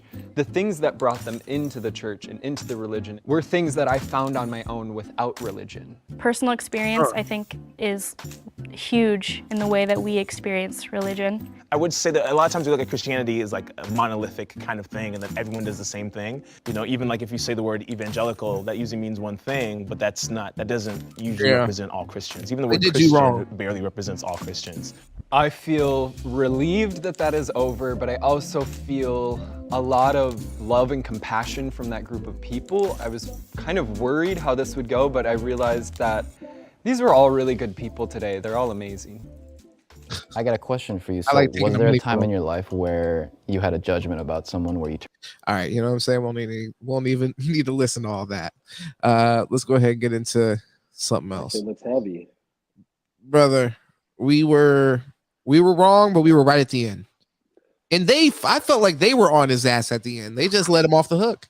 They really did. I don't know why they shifted their attention to the woman. That was some real nuts. You know, that was real like woman hating shit that happened. Yeah, like what was that? They literally like, oh, a lesbian woman? Yeah, definitely got to get her out of here. Bro, they did that nothing. Was a true Christian in them, brother. That was a true Christian. That was. They had to persecute her at the end, and they're all in Christians at the end of the day. They're all a little okay with like the dude homo shit. You know what I mean? Like as far as like you already touched on it, priest. No pun intended. Actually, in that case, there was no pun intended. I'm gonna be honest. We talked about it earlier, and I kind of like, and how it just froze you. It just froze you. You were like, you're like, I can't call it. But all right, let's get into some other shit. Yeah, that was interesting. We did have him at the end though. If it was me and you in there instead of that other guy, at the end we'd have been like, we would have kept the lesbian even. We'd have been like, yo, she's actually pretty cool. She seems like she's talking heavy to me right now. I feel like Jesus is talking to me when we speak. And she's working at the camps. You know what I mean? She's working at the summer camps. She's tying the knots in the rope for the kids to do the thing. Well, the one dude who was the atheist said he was a counselor, and I'm like, okay, brother, I'm not believing anything he said. He just spent 20 minutes lying. Brother, I mean, he was Jeffrey Dahmer. He was Jeffrey Dahmer reincarnated, brother. there's something wrong with that guy, you know. Now, and he did, and he we need to look him. Did they drop his name? Because we need to look Andrew. up. There might be some news clippings about this guy that we just don't know about. Rabbit hole. Yeah, his name was Andrew. That's all I saw there. But you might be on to something with that reincarnation, brother. He might actually be like and then what? Brother, now we're getting into a little bit of like Hinduism. We done left the Islam train, and now we're into this has been a very religious episode. I wasn't intentional, but that's where my head was at. I'm not even gonna lie ahead of time. So I'm glad it ended up being that. I told you I wanted to debate. Well, I put in the chat I wanted to debate Kent on God because I'm feeling like arguing with somebody religious about the atheist perspective, even though I'm not necessarily. I wouldn't consider myself atheist, but I think that the perspective is a little bit more nuanced than most people would think. You know what I mean? Well, it's like, what do you believe in? Science or religion? Like, neither. I mean, neither is probably where a lot of people are at right now, honestly. Well, I mean, I think that you could be to a point. It's like it's not as committal, but I think life is so much more up in the air, and it's like I feel like you could be somewhere in the realm of like an agnostic atheist. You feel what I'm saying? Like I could never say that I personally could never say that there definitely couldn't be a God. And I think that's an interesting conversation. I think that I think it would be an arrogant. If someone comes down from space and can overpower the human race, that's our God, brother. You know what I'm saying? Okay. In reality, like motherfucker comes down with a flying saucer and says, "Hey, y'all finna become slaves." Guess what? Everybody becomes slaves. There's God. It's a matter of perspective, I suppose. Yeah, it's Perspective, interesting. You know what I'm saying? Yeah. Like if we go to fuck with that Seminole tribe, where the fuck it is in India, whatever it is, Indian territory out there. Yeah. The Sentinels or whatever. We go fucking mow them down with fucking AK-47s automatics. He said, "We're God. God." You know what I'm saying? Like, you know what I mean? So it's a perspective. You know what? You really are. Yeah, you are Muslim now. You know what I mean? Like, I think you just proved it to me. That statement. Nah, bro. I'm just saying. Like, it's just a thing. You said you show up, you have AK-47s. Now you are God. That's some Khabib shit. I'm just saying, it's like there's a higher power. Yeah. Which that would be a higher power. Technically speaking, I think it's hard to argue that. Technically, let's get into another video. Because I don't know how much longer we have, so we can do more. I want to do more of these lives a week, so let's pack them in. I'm with it. I love having these conversations with you. You're my brother. I love you. These are great conversations in general, but it's cool to get in here and communicate with the audience as well. So definitely make sure you subscribe if you're tuning in with us. Make sure you got the bell going because, like I said, we're going to go live more, and it's just content every day, regardless. Because you know how your boy gives it up, so it's like something's happening. But I want to get a little bit more interactive and make sure to go live more. This is just fun to watch these videos. I'd be doing this shit walking around the house anyways. You feel what I'm saying? Watching these types of videos. So it's just fun to kind of incorporate it with you guys. So I got a few options for you though. So we could do another one of those where we're sniffing out a liar. We did kind of fail on that one, but like I said, I feel like we redeemed ourselves in the end. We could see somebody crank back. Well, many people crank back and slap hose unconscious. I don't know if that's the mood we're in. I wish Billy was here, but there's many more videos I saw, so we're gonna keep doing that. I actually want to hit Bill's up and see if there's a day a week that I can link with him too, because I'm already doing that with Kent now. So I want to set a day where it's gonna be Bill's every week as well. That'd be cool. Watch some funny ass videos. Yeah, I need to see his reaction. I know he loves watching people get smacked unconscious. He loves that shit. Brother, when I said it's hard for me to watch, bro. In the chat, Bills, if you're here, brother, jump in the fucking comments. It's love. I want to say though, for real, this is and I need to make sure to have this conversation still with you next time I see you. But when I said something about like Bills, how many bodies have you seen? And he's like, "Oh, we've all seen a lot." I'm like, Billy, come on, brother. Come on, brother. I've been seeing the ones that I've seen have all been by accident. I don't know if I'm gonna say the same for my brother there. So it's like, that's why, let's not compare numbers. You feel what I'm saying? Because I think you're going to put me to shame. But I want to hear the number. I'm just curious because I want to see how much he's, just because I'm curious type shit. Yeah. But I love my brother there, man. Some of the slaps, though. some of the slaps, though, bro. Oh, for sure. Well, I mean, murder videos, like I said, I try to avoid them, to be honest with you. I want to avoid them. And I know Billy would have something to say there, like, brother, you can't avoid them. You got to watch them or something like that. I'd love to hear. Did you see the one I sent in the chat today? Huh? You saw the one I sent in the chat? Was it a death? Yeah. Bro, I probably pulled out of that. Probably saw that it was a fucking murder smut video, and I'm like, okay, well, I don't need that in my fucking conscious. It was literally, they post. So, I mean, yeah. I think this is actually a pretty good thing that they did, too, is they posted the body cam footage. Oh, I did see something about that. Yeah, I got out of that, brother. I got out of that. You should go watch it. It's interesting. Honestly. Well, I feel you, but you could just tell me about it. There's something that happens at the end that I thought was interesting, right? Okay. So, the person gets fucking killed? So they basically, spoiler. I'm pretty sure, from what I can see, because they blur it out. Yeah. But they shoot her in the back. Oh. Well, them in the back. From being gender profound. Oh. Correct. Fuck them. You know what I mean? Fuck them. But yeah, so it's weird. It went down. Call of Duty shit too. So they're doing. Four dudes come down the hallway. Well, the dude in the camera has the AK-47 with the Merc grip on the front, and probably like I want to say like a AGOG scope. You know what I mean? Okay, all right, call it out. Mobile stock, MLAC stock, or whatever. Yeah, nothing too crazy. Just probably like nothing crazy. Probably like 6 hours or some shit. Nice gun, and he's sitting there, and he leaves around the corner, and he double taps. Oh, okay. I mean, it was kind of impressive. He double taps, right? Yeah. I'm pretty sure both shots, spot on. Yeah, it's fine. She was. I want to say she was out. She was outside shooting at the police. She was out the window shooting at the police from the top balcony. Right? Yeah. Obviously, she doesn't play Call of Duty because she would have known. You got to watch. You need to set up a claymore. Need to set up a claymore for sure. Yeah, you gotta set up a claymore. Post up at the door. Yeah, but there was multiple entryways. She deployable shield, maybe. I mean, she was tripping, honestly. Yeah. I don't know. She obviously had some mental issues or something. But yeah, so she was down shooting at the police. Dude peeks her. You can see him peeking her, and there's like 4 of them, right? There's like 4 of them. But for some reason, there's only one dude that's taking the shot. Some other guy, he's probably like the long range guy. So he's probably like the shooter in the SWAT, whatever. Point man. Yeah.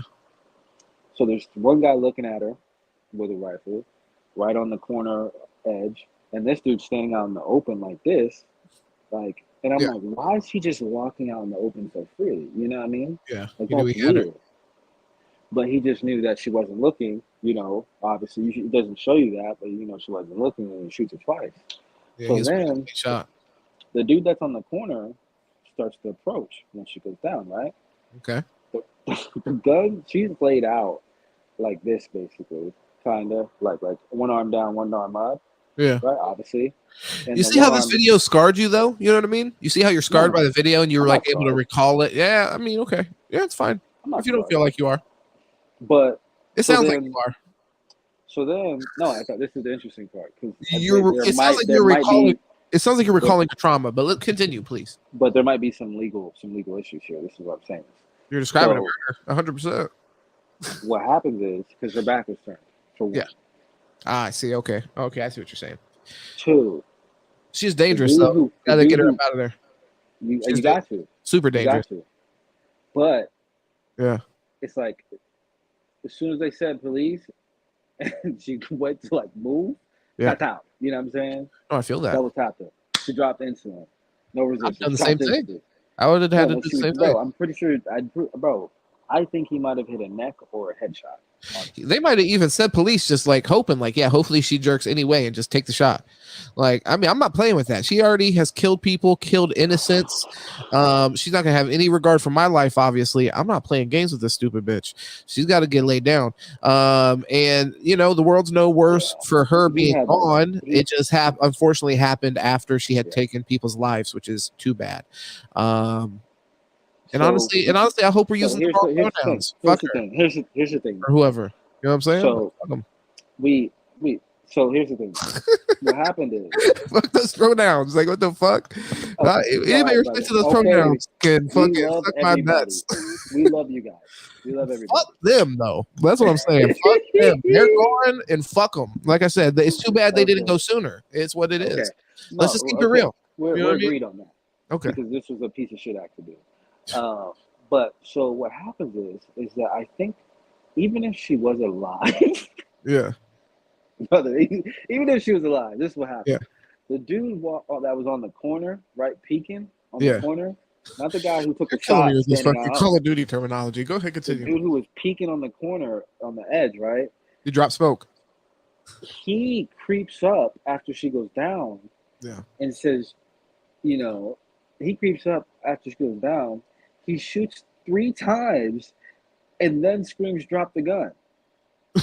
Hold on. So she goes down to the ground. So she's like injured at least on the ground. She's not. She's immobilized, bro. She wasn't. And then he shot her 3 more times. The dude who creeps around shoots her 3 more times. Hey man, I trust his judgment. I trust his judgment at that point. And then says, "Don't move. Drop the gun." Bro, the gun was laying was already laying above her head. This guy's playbook. This guy's just going by the playbook. He just ran his route, is what it sounds like, in my opinion. You can't even be mad at him. He ran the route. He caught the ball first down. Dude, when you won't watch it, man, but when you watch I'm good on watching that for real. I'm not about to be a fucking Perry Mason and go take these fucking police officers to court. It's like this person, we know that at the very least we know that they killed innocent people. So at that point, I'm kind of out on them. I agree. Yeah, but I just think, it's an actively dangerous situation. It's not as if they went to their house because they didn't catch them the day of, and then they went and just fucking capped them on the couch or some shit. It's like you went into a place they were actively trying to kill people. They already have killed people. It's like I understand. I respect whatever force you think is necessary. Listen, I'm not mad. I'm not against them doing what they did.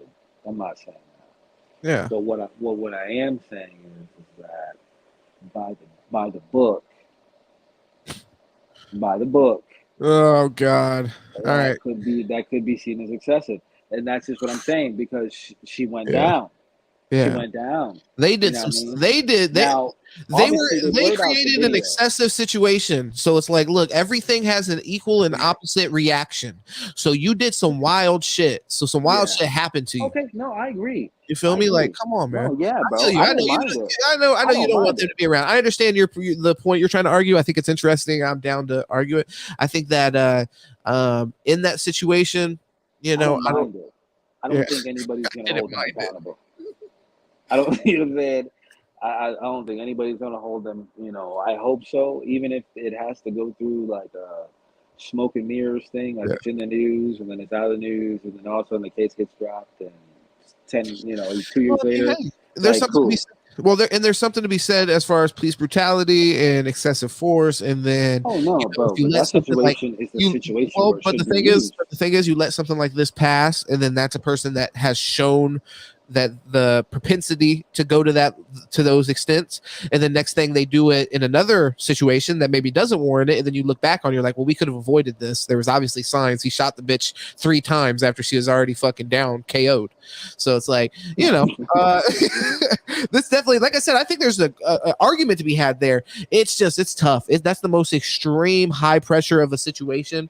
You're talking about kids' lives are at stake. Obviously the other situation that happened in Texas where many more children were killed, which it's like any amount of fucking child casualties is unacceptable. And I know everybody's on the same page as that. I wonder what it is for a school shooting. Like they say, I don't even know if I want to say this on a live stream for someone to have this information, but the rules for Florida are a little different for like strangers on campus. Like, they say lock in.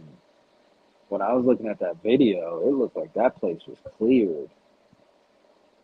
Well, it sounds like, the situation, like from you describing it to me, for example, it seems like they did a pretty good job getting people out of harm's way, first and foremost. They get people out of the school and then send people in the school to create some harm. But it was, honestly, dude, like, I think it was like the teachers and staff that got people out. Yeah, because like It's I felt amazing. like in the video, like the police just showed up and went to work. You know what Well, I'm saying? Like they got yeah. suited up and went to they Well, looted and just unfortunately, went though, to click and went, yeah, well, let's go do well, something. one the police that we saw, the police that you saw, um, go in were probably not the police that secured the scene at the very beginning, to be honest. And then also, though, I think you do make a good point as far as like it probably was a lot of the staff. One of the sad thing, well, good things in this scenario is that we were maybe a little bit more prepared for this scenario because now it's happened. It's something that unfortunately we can fathom somebody going and murdering fucking kids senselessly. So you see online and shit like that all the time, schools in new ways that they're preparing for it. It's basically like when they used to have kids get under the desk for fucking earthquakes and fucking, hey, Russia's about to bomb us from Cuba. Yeah, I don't know if you've talked to like your grandparents and stuff like that, but they talk about that they had to like prepare for like missile strikes in school and shit. So now when they're doing shit like that, it's like, hey, it's a school shooting drill. Everybody fucking run out the back. I don't know what the fucking policy But is for that's that. I don't even think, bro. I think when kids hear school shooter, they're just like, fuck your policy. I'm running. I don't know why I'm running, but I'm running. Because the thing is like, what am I gonna sit in a classroom and have Well, this I mean, dude hey, shoot the lock off the yeah. door? If And it then got we them to come in here and blow safety, all our brains great. out. If it got them to safety, great. I mean, I don't know. Yeah, I mean, I really, I don't have any expertise there. I'm glad that more people didn't get hurt, but it's horrible to hear that 6 people died. That's fucking ridiculous. I didn't even know 6 people died. Yeah, That's 6. crazy. I believe it was 6 people. Somebody correct me if I'm wrong, but I think it was 3 kids and 3 adults. And that's fucking unacceptable. It's unacceptable that adults died because some stupid cunt is unhappy with their fucking life, and they decide because they can't do anything worth a shit that has any merit, they'll go out in that way. So as far as I'm concerned, school shooters and people like that, we just should pretty much drop our nuts across their corpse in their legacy forever and not even remember them by their name. We'll remember them by the incident they did and the people that they affected, and fuck them. And it is what it is. We'll perpetuate the cycle that they probably experienced in life, which I is don't even sad. know the person's name. I could be, which is great. I could be empathetic to people that have these kind of thoughts and feelings. But as far as like to do just terrible things, I mean, those people are probably people we wanted to have conversations with, so we prevent them from doing something like this. And the only reason I say that is to be sensitive to when I'm saying like, hey, basically fuck them. But once you do some shit like this, you're past that. You're past any grace or any kind of understanding. It's like like I said, I could have some real sympathy for somebody that is struggling with those kind of thoughts, and I want to talk to them, and I want to help them understand that that's not the way to handle those things. But once you actually do that act, then your legacy, whatever the fuck you are, like if you think that's going to get better, people were shitty to you in life and then you fucking killed a bunch of kids, yeah, you just confirmed it. You fucking sucked. And you still suck now, and you'll never get better. So it's fuck that person. I mean, yeah. So, and the thing is, it's like you can't always blame it on mental issues. You can't always say, "Oh, Now, here's my one thing that I will people. say. Like, yeah, you can't. Here's the one thing I will say, though. You can say that. Go ahead. And it can be mental issues and stuff like that. I'm not saying it can't be, but here's the thing, though, right? They're saying that this young person transitioned or was transitioning, whatever the case is. Okay. So, which means that this person was either, getting estrogen or getting testosterone medicine. Okay. You know what I'm saying? Or whatever, or he went through the surgery, whatever the case was. Yeah. But he still had to take the medicine to, like, whatever. That stuff creates imbalances and shit in people's brains, man. Yeah. Like, not everybody can You're probably onto something there. You're probably onto taking something there. But I look, it's like giving testosterone. Say if it's a female transition, you're giving testosterone. You know what I'm saying? That's gonna fuck with that mental psyche. That's gonna this make school them shooter extra shit aggressive. is not isolated to this, and I think that that's something to I'm consider. just saying, But at if this that point, is a it's like, factor, if there's some medicine that was being taken, I think that definitely is a contributing factor to her mental status at the time when this was happening. yeah, 100%. I think that as far as like you say indefinitely, I don't know if I could go that far. I think No, that's not definitely, consider. but if That's it's a contributing factor. Like there's contributing factors to any time that somebody does a mass shooting. So I mean, I don't know that I'm not so quick to make it a transgender conversation, because I it's think not transgender. It's not about that. I'm talking. I'm saying it's the medicine itself. Okay, hormone conversation. It has nothing to do with her being. Yeah, it has nothing to do with her being whatever. Has I'm to just do with saying hormones. You're saying that's causing a chemical imbalance. I'm saying that the chemical imbalance was already there if you get to the point of fucking killing kids. Okay, like giving you a testosterone isn't taking you from like I'm a little angry sometimes to now all of a sudden I want to kill fucking kids. That's not. I can't go that far. Take steroids, right? And they have like and I wouldn't expect that somebody that took steroids, if they were already angry, that it means that it's going to then result in them killing people. Like that's a huge jump to make. Like yes, it results in them getting way more violent. If anything, there's maybe a conversation to be had, and I'm sure this is probably a little bit of what you're saying as far as like mental health and who exactly we give those hormones to and things like that. But to make it a hormone thing, I think would be a stretch. I don't think that that's a make or break scenario. Like to get to the point of where you're fucking killing kids, you are a super fucked up person. Testosterone's not gonna get you there. See, the thing is there's always that thing that takes them over the ledge, whether it's usually some type of drug, is what I'm saying. So there's something there for sure, 100%. You know what I'm saying? Whether it's she didn't take her psychosis medicine that she was taking, you know what I'm saying? You know what I mean? And then she was just getting hormone, whatever it was, dude. It's like there was definitely some type of underlying drug issue there. You know what I mean? Regardless of whatever. I mean, mental health issue for sure, but like we already kind of touched on that earlier. Mental health, she needs to be on drugs to balance her out. So we already kind of drug issue. We already kind of talked about that before. It could, yes, it could be a mental health issue, but then after you've actually done the act, then you don't. There's no grace. There's no mental health grace anymore. You still don't want to go into you've inflicted pain on people by killing their children. You know what I'm saying? So it's like we're no more considering like, oh my God, you had it rough and all that. When you have those feelings, talk to your therapist about that. And I would be horrified to hear that a therapist or parents weren't supportive weren't supportive in helping you work through those thoughts. And that probably is the case and why we get to the point where they act on it. But go ahead. No, I'm definitely saying like death penalty, all that good stuff, right? But what I'm trying to say is there's definitely a correlation between mental health and like shit like this that happens, you know. And in all reality, man, if someone has mental health issues and they're not on the proper medication to deal with it, like they're not in control of themselves. Like I've been around, you know, I think I've even shown you one of the dudes I've been around, man. Like it's like it was like Dr. Jekyll and Mr. Hyde, you know what I'm saying? Like two different people, you know. Yeah. And it was like controlled, where he can control himself, and then it was the other side where he was like, there's nothing to help me control. So I'm gonna be all over the place and I'm gonna be fucking wild. I think you're right. Like, there's a correlation between mental health for sure. I agree with that. Because look, I'm gonna tell you, like this dude fucking did some wild shit out here, and I'm like, dude, honestly, like you're lucky because like they would have normally shot you.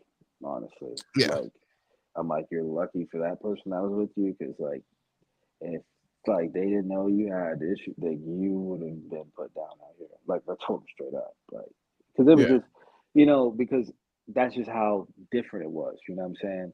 Like when you see stuff like that up close and personal, like true, like schizophrenic, like up close and personal, and like you're around them, and you know what I mean, and you get to see them like at a young age too, like a young age. It's like, okay, I understand mental, because I didn't really think a lot of mental health was real, to be real with you. But that was like a very humbling experience for me, because I was like, whoa, like that's crazy. You know what I mean? Yeah. Like, that is literally a lot to deal with, you know, like a lot to deal with. Yeah, for sure. No, I mean 100%. Mental health is a real thing. Yeah, for sure. We gotta create a space for that. There should be a space for these people that have thoughts of killing their peers. There should be a space for them to be able to speak about it. I'm supportive of that, and like therapy and things like that. Definitely, I'm supportive of really every taboo conversation. That's the kind of shit I like. I want to talk about it. Bro, I spent 2.5 months with that dude. You know what I'm saying? Yeah. I spent 2.5 months straight with that dude. Like it was crazy. And he was cool as fuck. Don't get me wrong. Funny as shit. Funny as hell. But it was, it's like you get humbling experiences in life, especially when you like talk shit about something and you just don't think it's like a real like what I mean, as big as an issue as like most people make it seem. But she's definitely a piece of shit though, to be real. Like to cap out 3 people like that and then to sit there and post up on the second floor of the school and just start shooting at the police as they pull up. And I'm gonna be real, dude. Them dudes like were very like lackadaisical about a lot of shit. Like they were moving, but they were moving like very like casual. Like they was just. It was like you. It was like you on the game, brother. We gotta we gotta get into some of these videos because we got quite a few still to do. We're deep. I just want to say this part though. It's just kind of crazy, man. Go ahead. Because like they were very casual to where like they were putting on their shit. Like they weren't like rushing. You know what I'm saying? Like thinking that she would post about the window. And they're lucky she didn't post up when they were down there pulling up. Because to be real, like, I don't think any officers died. Thankfully, which is good. But it was just very casual. I was like, well, okay, they're moving kind of slow motion. But. This next video that I got is, and honestly, we probably won't even get through all these videos because we're already almost 2 hours in. But I got a few more of these Jubilee videos. I definitely want to introduce you to this if you haven't seen it. These are our boys at Trilogy Media. They are basically exposing scammers. That's what they do. They do all kinds of. I've seen them do a few like predator catches and shit, but mostly what they do is the scam busters. So in this video, they're in India because sometimes they'll go and they'll like basically confront people that scam in person and shit. They'll be like, yeah, you try to scam this old lady out of $30,000. You're a fucking scumbag, you piece of shit. So while they're in India, they're like, let's go ahead and just pop up on a few tourist traps and see what's going on with it. And we might bust it up. So these are just our boys at Trilogy Media. Like I said, we're gonna watch them bust up. We pay for these tickets 24 rupees and you're charging 50 tips for one flower. It's called scam. Bitch, are you stupid? This is kind of shit I love. I'm sick for confrontation. Wow, Johnny. This is very different. I told you. Yeah. Awesomeness.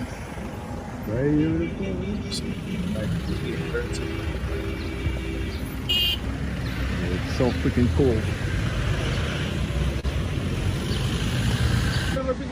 One person. Okay? One guy said 100 rupees one person. I'll pay 200 rupees. I'll pay 50 rupees per person. Take 100 rupees one person. 50 rupees per person. No. Not a deal. Not a deal. No deal. 100 rupees one guy. 50 rupees per person. No. Yeah, and we will explore all. Dudes, give us a little while, man. This is the type of shit we need to get on, man. We need to be busting I need to go back down to Jamaica and bust those motherfuckers that were trying to fucking set up a chair for $20 for my ass. They tried me with that. Honestly, though, love it. All we really have to do is make a website, get people to like hire us to like, bust up, some scams, and then they fucking pay us to go to fucking India and find these motherfuckers. Yeah. Their IP addresses and shit, you know what I mean? Fuck yeah. That'd be fucking cool. That would be sick, That'd be bro. fun. That'd be a lot of fun. Vlog that shit like these motherfuckers do. I mean, Brother. it would kind of be fucking swagger jacking, but fuck it. I want to go down to Jamaica. I want to go down to Jamaica. Bro, they're probably like multilingual and shit too. Yeah, fuck all that. You don't need that. Yeah, I think they are though. I think they're European actually, like Russian or some shit. Yeah, they probably speak like 5 languages and shit. Yeah. Hey man, whatever. I'll be like, hey, who's the motherfucker stealing money? Point to the motherfucker stealing rubies. But the yeah, I don't know. It's definitely some other shit. I think like I said, I got some people definitely I could go see in Jamaica that tried my ass. The motherfucker I remember one dude grabbed us. He was like, by the way, when I got off the cruise ship, a whole line of these fucking motherfuckers begging for fucking $20 for any fucking thing they had in their pockets. Hey, seashells, $20, man. Hey, I remember I had the Darth Vader shirt on. They kept on saying spaceman, like trying to fucking make me feel like an astronaut. get in my pockets and shit. But yeah, the one dude took a statue thing, just was like, hey, what's your name? I'm like, oh, James. Or actually, it might have been, what's your lady's name? And he put her name on there. And then he's like, oh, here you go. Okay, hey, $20. No way. I promise you. I'm like, I don't got $20, so no. They were trying me, right? And literally. I was like, they were trying me when I came off the boat. Really? In St. Martin and shit. And damn. then, when I was like, yeah, I'm from here. On the motherland. Like, oh. They tried you. I'm from here. They're like, oh, okay. They're like, how you from here? I'm like, I moved when I was 5, man. My mom used to work this fucking pier. Yeah. She used to run this fucking pier, dude. She used to run Beggar's Row. Yeah, for real though. She used to have the motherfuckers hustling. You know what I'm saying? Feel it. Like, yeah, dog. It was crazy. And honestly, it's just kind of funny though, because it's so much different now. Like it ain't like how it used to be. That shit used to be slam packed with fucking people everywhere. You couldn't walk anywhere without someone trying to talk to you and shit. No, I feel it. Yeah. But he was asking that pay me first. He said 500 per person. Oh my god. Yeah, the Jamaican shit was crazy too. So I believe. He's like, walk straight. Walk straight. Yeah, I got that. I got that. I'll say they're not speaking my language. One British dry cleaner is opening a new as well. They probably got translators and shit. One British dry. Damn, long ass ads is what they got in that money. In India, they're probably. They're probably what? In India, they're probably getting taxed for a translator for real. Well, I mean, or they might just go with the straight English shit. They know how to speak English anyways. They'd be scamming us, so they got to know. That's true. Yeah. Brother.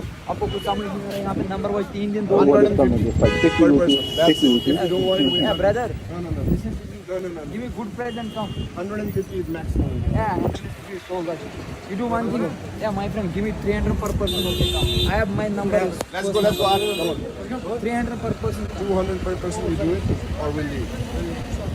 This shit makes me just want to go on vacation to negotiate with people. You feel me? Yeah, right. This dude looks American too. Like that dude looks American. Look at him. The thing is too, so like Gandhi in his like starvation protests and shit like that was because there was a huge English presence in India for a long time. So like a lot of these people probably have like some kind of like British ancestry. Yeah, they don't like his ass. He's like too modern. Yeah. 1,000 rupees for 2, 2, 4, 5, 6, 7, 800 rupees. Or let's go. Okay, come. Oh my god.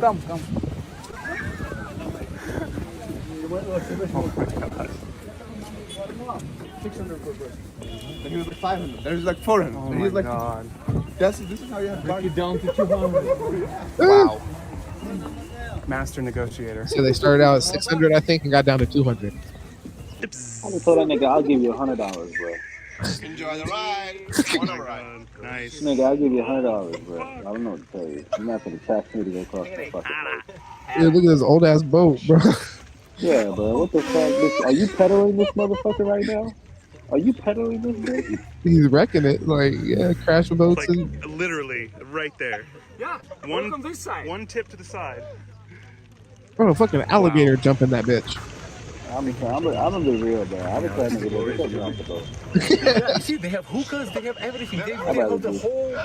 Swim. We'll find later. How are we going? I might as well swim in the water.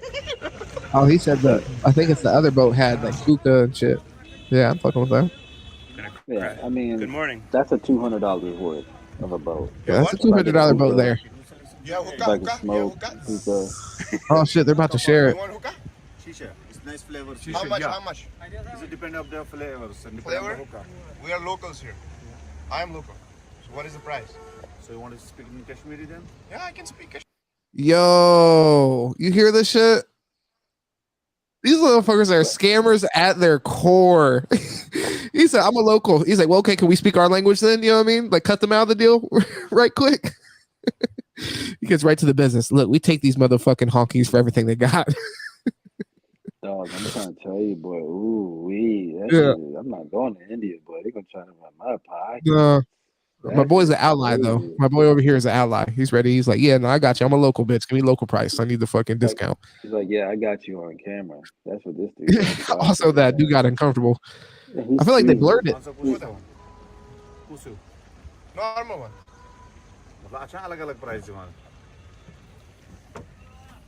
अच्छा 200 300 500 unlimited time For 5,000? अलग-अलग time ये sometimes unlimited time He's like, I'm cutting you a deal, brother. Then I will take it. If the price is good, we'll take it. If you're just scamming us or anything, no, we don't want it. Why I want to scam with you? 5,000 for hookah? There is a quality. There is 3,000. Yo, can we keep it real? This motherfucker looks like the fucking Indian George Clooney. So, like that hookah better have some fucking Some hashish in it. Yeah, I need some hash. My shit. Normal one is 3,000 rupees. Sorry, But not, unlimited That time. doesn't make sense. $5,000. 5,000 not interested. There is an unlimited time. There's a good quality of the hookah. Maya one. Good quality of the flavors. We'll pay 200 and we'll smoke it all. Get what? 200 rupees? We'll pay 200 and we'll smoke it all. Why, you want to buy the cigarette? You mean cigarette? No cigarette, hookah. I have this hookah at my house. I bought it for 2,000 rupees with 69 flavors. Full hookah. I bought it. I own it. And all flavors. All right, bitch, where's it at though? I got this hookah right here. There is the rent also 7,000 rupees hookah. There is also hookah. My father is he smokes all the hookah. I know the price for it. It's all right, we can continue going. Good morning. Getting corner from every single corner. There is nothing. Nothing. No. Don't spoil the trip. Before we expose some major tour, Bro, they got people pulling up to you trying to sell you shit in the water. No, that's different. That's different. Yeah, I'll be honest. They weren't doing that in Jamaica. Salute to them. They at least had the fucking dignity to keep it on land. I mean, dude, that is weird. Like they're in international waters. He was like, no, don't bring the other hookah guy over here, please. No, I'm trying to finesse. Yeah. I like how he's like, hey, let's speak our language. That was. I want to say thank you to the sponsor of this video, Recoil. They're hustlers. Yeah, they slid the fucking ad there quick. They will talk you out of your socks, dude. 100%. They start talking about rubies, and the dude's like, let me give you $200. I'm like, damn, what currency are we even using right now? No. Yeah.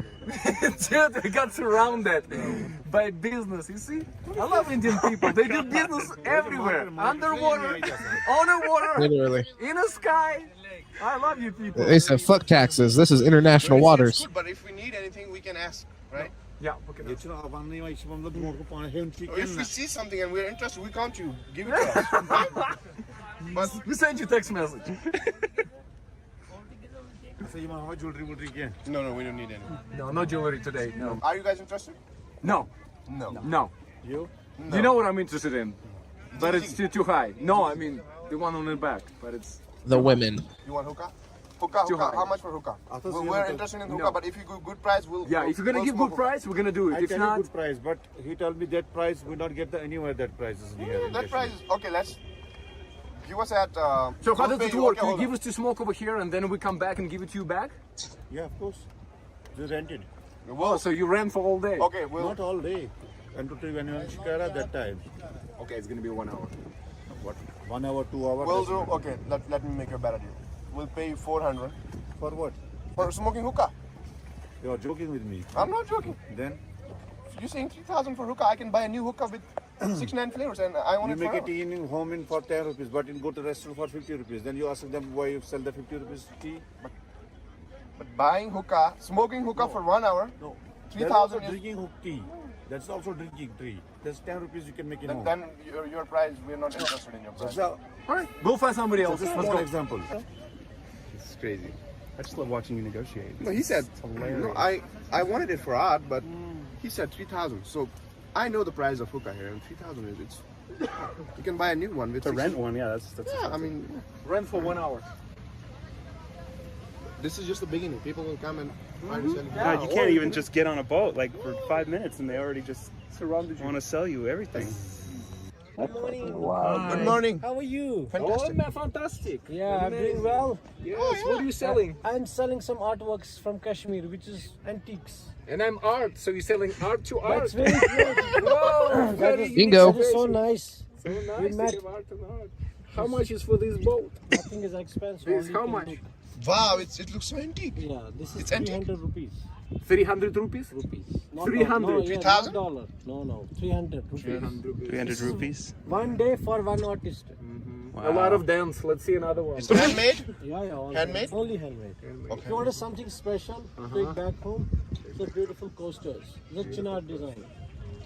This is a paper mache made, then it's a work on top. That's beautiful. Old man. How much? This is 1,800. 1,800 Wow, rupees. this looks so antique. Yeah, this Very is antique, nice. very antique. Please check. This is a tribal design. Open the lake. Open the lake. This is tribe design. All 1800. 1800 is expensive. This is handmade. Can we do 1, 2, 3, 4, 5 for 1,800? My friend, I can take you my workshop where we make. You see how it is making in older man's. Honestly, you will be pleased. It is one box we're making 1 week. Whole. We have own manufacturer. We have 20 artists who is doing this every whole. You can see. There is a sparrow on it. And this remains lifetime. This not change. Lifetime warranty? Warranty, yes. I'm exporting this. Okay, you will replace it if you come back? Ah, no, you don't need to come back. You can only give me this. इसका shop भी है यहाँ पे, इसमें खड़ा है, इसका showroom है इसका, Okay. घर में इसको ये Look बनाता at है। this. Little bit more, but Beautiful but expensive. I mean, Expensive. No, I understand. I'm art. I understand that. I mean, 1800 is a little bit expensive. A little bit expensive, yeah. What the best price that you Best can give price? us? The best What will be the price? best price? look at this. No, it's I okay. mean, we we have, can- we what have, will we be have the enough. best We price? have enough. Yeah. What is the best price? I can make it discount each piece 20% less. That's the 20%? best. All. 3, 6, 7, 80 9. rupees per piece. 80 rupees. That's our price. That's our budget. We're on a limited budget. We students. We students. Yeah, I understand. We students, yeah. But you see, We eat noodles. yeah, no problem, man. My friend, you can come in my home. You're most welcome. You don't need to pay for that. It's our hospitality. Thank you. We love our guests always. All right, let's try and That motherfucker's trying to get you to his house so he can sell your organs. then we'll do all the gifts and everything on the way back. कितने का एक?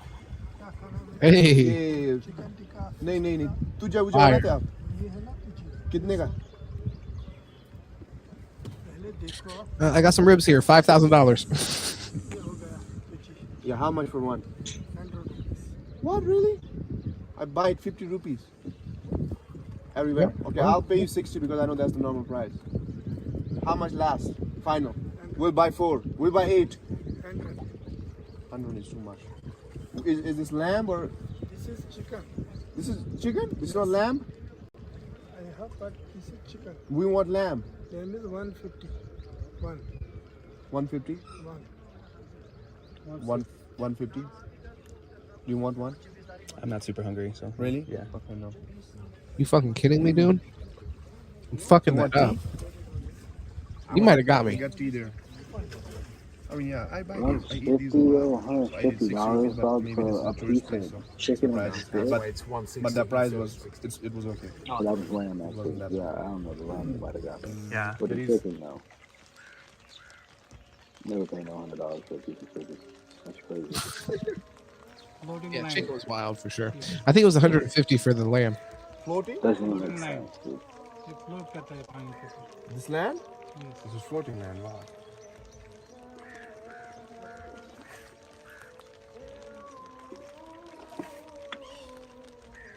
Yeah, they put electricity, everything. Yeah, that is a shithole. Nice. good transition into watermelon land. Where people don't live in a fucking lake. That's crazy. I mean, I live in Florida and that shit fucking look hot and fucking wet. Terrible. You look mucky, right? Look at that hellhole. If I woke up every day in that, I'm not even gonna say what I'd be doing. Floating market. Floating market. Wow. The next step is It's gonna be floating crazy. Turn on your. Oh my God. Come on, Connor. Get ready. Wow, dude. Floating market. Quick ready. See? Quickie. You wanna do quickie? Quack, quack. Wow. Floating market. That feels like Venice. Yeah, okay. Well, not sure if it feels like Venice necessarily. There's a lot of common pitch. Here we go. Here we go.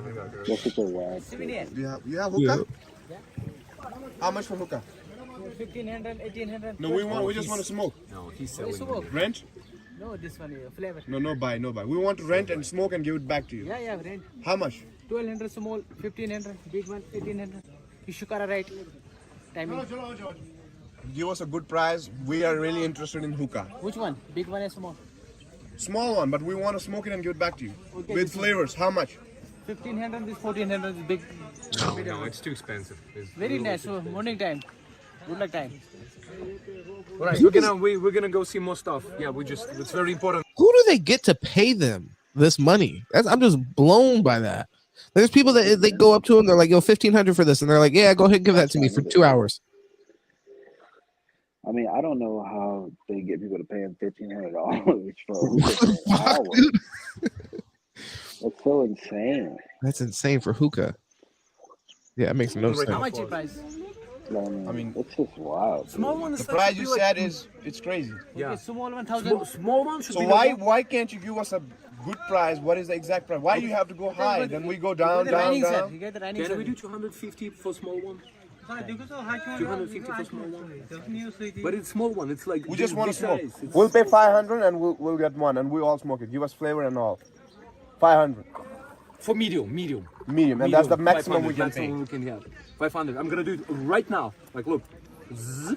500 and we'll smoke it all. He's like, I got the money now, bitch. I'm gonna give Then you we'll a get it deal. back. No, 500. I can show you. This is literally, look. This is me. And look I have only inside. 500. Look at what. Bro, they really want to get this hookah really bad, though. It is kind of like weird me out a little bit how bad they want to smoke hookah. Some hookah with that weed in it, and these dudes ain't gonna sell that to them for cheap. I guess you're right. Yeah. So when they're saying flavors, they're probably talking about some would I have inside? turkey. More. No more. That's it. Pennies. Nothing. He's like, ask your friend. Bring your money They together. broke students. I take money from them. Broke I don't students. need them money. That's it. The last money, my last money. He's the richest guy in our family and he has 500. Best price. That's it. This is net worth. This is I'm net gonna. worth. That's all we have in It's life. not all I have. I'm gonna come home. Where you from? I'm from Belarus.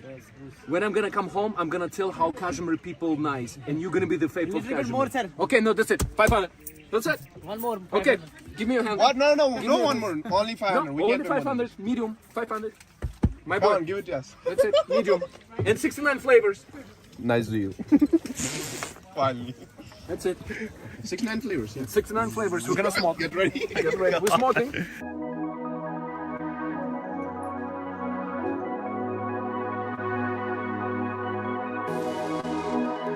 This fucker really tried to slap him over the head. This fucking layup.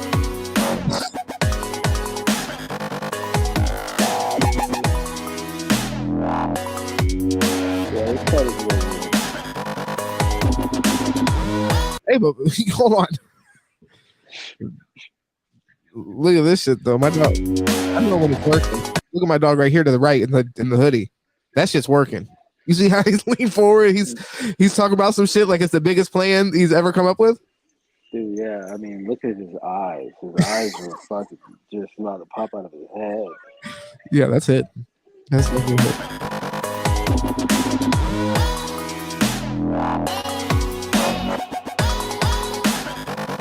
All right, come on. Oh, yeah, I don't know, Lonnie. I don't know what's happening. Hey, you're just tuning in. Make sure you subscribe. This is your favorite vape channel. The authority on hookah. I don't know where I just went right now. I don't know where my psyche just went. Like, That's India. Lammy, if you're just now tuning back in, I just want to let you know what we're actually, these are scam busters, and they are in India, and they're busting tourist traps. And they've been just, giving them a hard time. And they're trying to charge like $1,500 for a hookah. So I've been talking him down, having a good How's your time. experience so far, Bingham? High on hookah. I can now see what he's talking about. Yeah. Greedy Way to fucks. call paradise, huh? Bye home here. Sleep. What's up, banana pants? Wow, amazing. Very cool.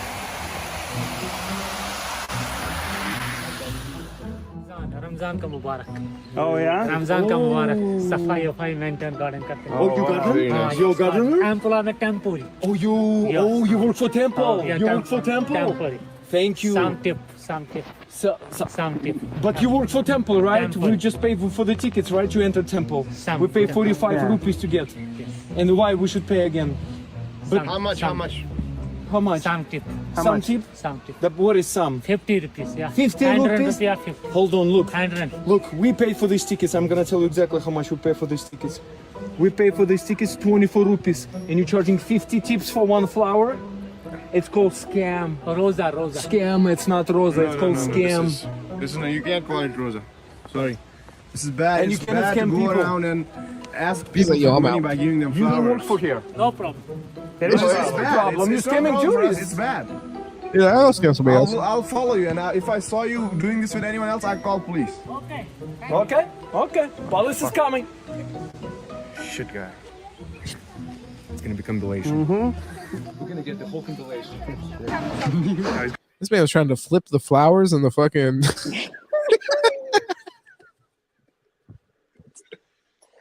Dude, that guy's a piece of shit, dude. I'm gonna warn everyone not to approach. He was like, okay, then. He's gonna do it again. Okay, no problem. He's gonna get you. He's going out. He's gonna get you. I'm about to run down on him. Got you. Cover it. He's still There's a bunch of them. He's coming on this side. And trust me, he's not a gardener or anything. No, he's not gardener. He just bought a ticket of 24 rupees, and he's gonna earn 69 more rupees. Yeah, of course he's asking for 50 rupees per person. So the entrance to this temple, it's 24 Sure, rupees double. per person, and he asking 50 rupees per flower. And it's not his flower. No, he's stealing flowers. It's illegal if you. I'm a hustler, baby. I just want you to know. Yeah, I mean, honestly, he sells one of those flowers. He's already paid for his stroll in the park. You feel what I'm saying? Dude, I wonder if he just sees if he can pull that trick off. Like, I'm sure it's worked. I didn't know that he was claiming to be an employee. That's different. Yeah, that's fucked up. He's a gardener. Yeah, he's gardener. It's my temple. Fucking gardener. This is temple. Yeah, I own this is not a temple. What the hell? Something is coming. Gardener? Yes. You gardener? Yes. Oh wow. Where are you coming So you work here? Yeah, you know, in so many words. Forest. So why are you then selling me for tips your flowers that you're stealing over here? So if you're gardener, there is a sign: do not touch flowers, protect flowers. Yeah. But if you're gardener, you're breaking the rule that you create for us. No. And you're asking for tips. This sir outside is in flower. So I can you can take. You took it from inside. Outside. No, you took it from inside. Inside. It's match exactly what you give it to us. So there are many flowers in the nursery. Flowers nursery. Oh, so you brought flowers from another city because you're gardener of this temple and you give to us flowers to ask for a tip. Extra. Oh, extra tip, I see. Yes, sir. Scamming is bad. Don't So scam you're a tourists. fucking This liar. is Kashmir, this is heaven. People don't scam in heaven. Sir, I have not a permit. I have a delivery. Oh, you're not a permit of here? But I thought you gardener, professional. Professional. But you're not gardener over here, right? Permit not. Oh, but not here. Oh, okay. So you scammed me twice, right? You lied to me and I'm you scammed hard me. working to you. Oh, you're not working. Hard working. You're hard working, but you... By picking up the flowers and selling it for the tip. Not permit. That's not hard work. Yeah, no, that's not bad. good. Don't do that. That's bad. That puts a bad effect. Dude look on like every Jimmy tourist. Garoppolo's dad. A bad reputation for beautiful Kashmir. You do that too? Of course, they both to work together. Oh. Jimmy, why's your dad gotta be out here flipping flowers, man? Fake gardener partners. Yeah, fake gardeners. They said they're gardeners. How they think we're not gardeners here? Oh, okay. We're gardeners, but in a different place. Got it. But not here. Not a permit. Oh, but not a permit. So you're altruist, enthusiastic gardener. You know what you do when you do that to tourists like us? You put a bad name. So every flowers maintain them. but not. That's not maintaining them. You picked them. You So killed it. Every maintain. No, you do like this, you kill the flower, you give it to me, welcome me to Kashmir, and you ask for money. What is it called? Outside Joe. Scam. Outside nursery. Scam. So I can collect this flower outside nursery. Oh, so you will drive for 69 kilometers, find matching flowers, bring to us, give it to He's us, like, I feel right? like there still might be some money here. I don't think so. I think I could. You're putting a bad name on this beautiful area. You know, Not good. We're here with locals and beautiful people. The tourists like us, we don't want to come back because of you. You're putting a bad name. Ooh. Cut it out. Oh. I'd rather you ask me for money, for food. I'm hungry. I am monthly income is not very low income. He's like, man, I'm rich. Because I am not a permit, I'm a daily wager. So monthly income 5,000 pounds. It's not an excuse. See, now you're saying like something else. Yeah, like my brother just said, I'd rather you will be honest to tourists and say like, hey guys, you know what? I don't have a lot of money. I have things to do. Can you give me something? I rather respect that than you picking up the flowers that it says sign everywhere. Don't touch flowers and give it to us and ask for money. So Let's go, it's raining. yeah, let's go. Yeah, I don't want to hear any more bullshit. Just stop doing this. He was about to pick his pocket. This is bad. Do not do it. Hell yeah. Hey man, that's Trilogy Media. Just some You're not regular shit. leaving scammers anywhere. Nope. We'll find them all. Yeah, busting We'll them. find and break them all. I don't see that other guy anywhere near. Yeah, he left. He left to a different county. Where else I'm outta here. media go? Scammers run. Brother, you got time for one more video? I'm gonna have to drop out, brother. No, you're all good. I'm gonna keep Gotta get in going. the shower. No, you're all good. I got hold on. I'm getting a little low on battery, but I do Yeah, got some more videos I want to. too. No, it's all good. It's all good. All right, brother. Well, thank you for rocking with me for a while, and we will see you next time, man. Deuce Andretti. It was fun, man. Yeah, it was great. All right, I'll see you next time, brother. Here, let me go ahead. Yeah, I'll remove you. All right, guys. So, like I said, I did want to do like one more video with y'all. I think we can do a little Jubilee action. Go ahead and end it out on a lighthearted note. And yeah, let's go ahead and oh, I'm lip smacking. We brought together 7 couples. We are a couple. And we're a couple. Yes, we are. We are a couple. We are a couple. We're a couple. We're a couple. We're a couple. One is a liar. If the group discovers who the liar is, they'll split a cash prize. If the liar survives, they win the entire prize. Do you know each other's parents' names? Matthew and Carrie. And then her mom is Davina and her dad is Peter. Carm and Patricia. David and Terry. Everyone's saying parents' names, but I don't know what their parents' names are. Like, they could be making names up for all I know. I don't think my parents ever introduced their names to you, and I don't think I've ever did. You've met each other's parents, but like, Don't know the names. I mean, it's only 6 months, I guess, but either way, like, I need to. Yeah, they said they were together for 6 months, and I thought that I was... would assume you know their parents' names Yeah. by then. How about Biggest fight. Is that something you guys want to say? Or She smokes too much weed. I thought you'd be able to tell more when they're in the little like confessional speaking on the side. I feel like because we work together a lot, so we're both in the film industry, I feel like the darkest times I remember are like either I didn't like something you did or like I'm really depressed about something that I'm doing and you're like, what's wrong with you or something? I don't know. My parents are just not the most accepting. I'm sorry about that. We'll get there. Are they gonna watch this video? Maybe. Probably. We'll see. My family's watching. Let's do the anniversary thing again. I think we glossed over that, like the number. Like, the say day. it at the same time. Alrighty. December 28th. Oh, September 28th. September 28th. Go. Yo, he's gay. June I 18th. think it's them. September I think he's 2nd. gay. Yep, get him out of here. This middle group, I think is who that was. I looked up last minute. I think those are besties. Yeah, they didn't know their parents' names.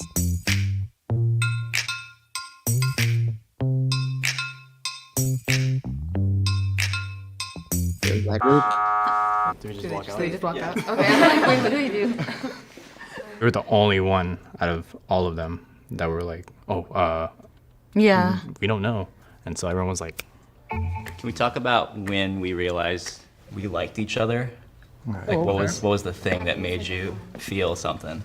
She used to come to a bar that I used to run, and I used to give her a hard time because she didn't look 21. I kept pursuing her, and I don't think I was necessarily her type in the beginning, but He was definitely not my type. Yeah, this group always say I right. dated black athletes my entire I definitely Hey, was yo. interested in you. And I was like, I don't want to You're cross any lines. He's much harder to read than I am, I think. But also, it's like I want to be like, hey, like we're working together, but like, and you're editing my short film, but also let's throw this into the mix. I wanted to be like, let's not wait until Professional. after we're done or something. You know what I mean? Yeah. But we couldn't. But we didn't, yeah.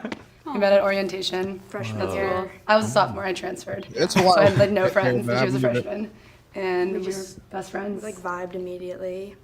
And she knew, you knew before. Yeah, I mean, like I always kind of knew I was into Hannah, and Mm. she didn't really know until like 2 years later. So we finally had a sleepover. Yeah, we had a sleepover. Then you know, and we just like started dating. Is physical not off? It's not off limits. no, it's not. So kissing, Yeah. little kiss, little kiss, Sure. something looks like everybody. Oh, weak. Oh, hey. All right. How much? Right before the kiss, he was like, "All right," and I was like, "Why would you say all right like right before kissing?" I was like, that seems a little suspect. Y'all are suspect. Oh, Ooh. Okay, so what's like the most romantic date you guys have been on? We went on a trip a few months into dating Mhm. up north and stayed in this like tiny little cabin. couples. Went hiking. Except these In the people, redwoods. right? Yeah, it was very The homosexual man and his refreshing. Betsy. Although that was when I was like, we're gonna say I love you. And then you didn't. Oh, it was delayed by another week or so. Yeah. Does everyone want to hold hands? We're gonna like a we really no, not us. No, Those hands, brother. What the fuck? Come on. Let's get there. Y'all are, yeah, it's them. Brandon and Dominique, y'all are slipping between the cracks, and I know it's you. You guys are married, right? Yes. We had the weakest kiss. We didn't bring them because we thought we weren't sure. kind of misunderstood. Oh, sweet. Keep it fair. But we have this. Oh my God. Oh, Congrats. Like, yes, she was pregnant, but it doesn't mean like it's his baby. Oh, so yeah. you like it could be anyone's baby. We and that thought would that'd be a good mole. the perfect lie. Yeah. Something that each other would only know about each other because of your intimacy, like weird mannerisms or anything. He has to floss and brush his teeth. Like I will be in bed and I'll be like tucked away, and he's Did like, you floss? "Hey, did you get up?" And so he forces me. So I mean, it's good. He does the most disgusting thing. He picks at his toes and then like bites his fingernails. I think that's disgusting because he tries to But kiss she me said afterwards, something and positive. Say something like super deep to each other. Like I just want to see like and look each other in the eyes. So I'm super thankful for how much you've grown since we first started dating. You came out because I know and told everybody that you were that homosexual. your anxiety gets in the way of a lot of things, but now it really Yeah. doesn't. So I'm really proud of you. I don't know. It's I'm gonna them. cry. I'm really thankful that like you push me to do stuff like this. That way, like, it helps me grow as a person. But you are carrying my child inside of you, and that's such an amazing experience. Oh, come And on. I You're would certified. never have chosen anyone else. And I'm so happy that we can do these things together. I mean, I just think knowing you for That's these his past baby, at least 16 it is. years, I've grown tremendously as a woman, and I think you have had a huge part in that growth. Yes. I love you like so much. I don't know why I'm even here. I'm like such a social anxious person, but you make me so happy. I'm a very nervous person, but I'm glad you taken me out of my shell. Okay. And I fell in love with you. Couple, but ew. I'm really thankful we're here, and I don't know. You're just like my best friend, and I'm glad like of everything we've gone through together, and I'm super excited for like what we can do. And I just feel like as long as I'm with you, we can like He's going in. conquer everything. All And right, whatever couple. happens, we can just do it together. He's brought out the best in me. And they're both going. Let's go. And the hug at the end. I feel like I tell you this all the time, but if I didn't have you in Rhode Island with me, They gotta represent all I don't know what I would do.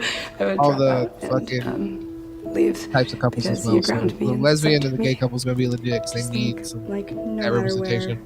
where I am, if I'm with you, I'm happy, and we're my best friend. So we'll be good no matter what we're doing. Beautiful. Let's go. I would be You so told me pissed killed if that. someone was- I I would be so upset. All right, so the fucking first people, like, come I on. know. If it makes you feel better, I feel good about The everybody. one here. all the way to the right. I promise we're not.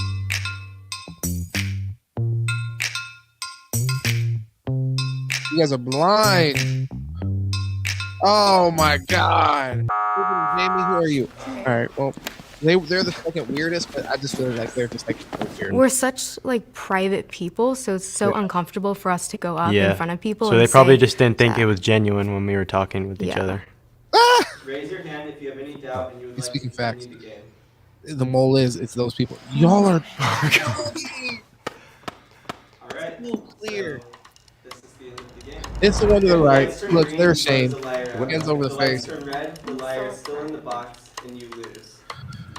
We lost. Couples lost again. I knew it. Let's bring everyone back out. The ones to the right. Alright, if the mole could reveal themselves. Damn, you gave us a fucking face too. I'm indignant. Bunch of college kids thought we weren't together. I mean, I thought I went like a little hard on the kiss part. Y'all I went did. straight in for tongue, and then Yeah, afterwards I was like, oh shit. Played well. Yeah, Yeah, me they too. played well. I'll give you that. I think it was kind of like when they said their story about the art show. I think we kind of like ate that up a little bit. Oh, I thought you were gay, my bad. Money You still might be, and that's cool, but I thought I you had were like a lying to us. suspicion like right when we started because I was like, oh, it could be easier. Like they could totally just be like really good friends, and then like they just went out the window. Yeah, they I should've fucking made out. with my gut. I had no idea like the whole time. It seemed more of a show than just a genuine connection as far as couples. Oh, It why'd just you say seemed that? more of a friendship than an actual loving connection. I wish I would have seen. It's hard when people are saying, "Oh yeah, we love each other," to be like, "No, you don't." Yeah, baby. Yes. Yeah. We Spa, here we come. Yeah, we're literally going to We Spa after this. We snapped. Well, guys, make sure you show some love, like, share, subscribe. Help us get to 500 subscribers. That's where we're trying to go. That's where we're headed. Then after that, 1,000, and then world domination, like Pinky and the Brain style.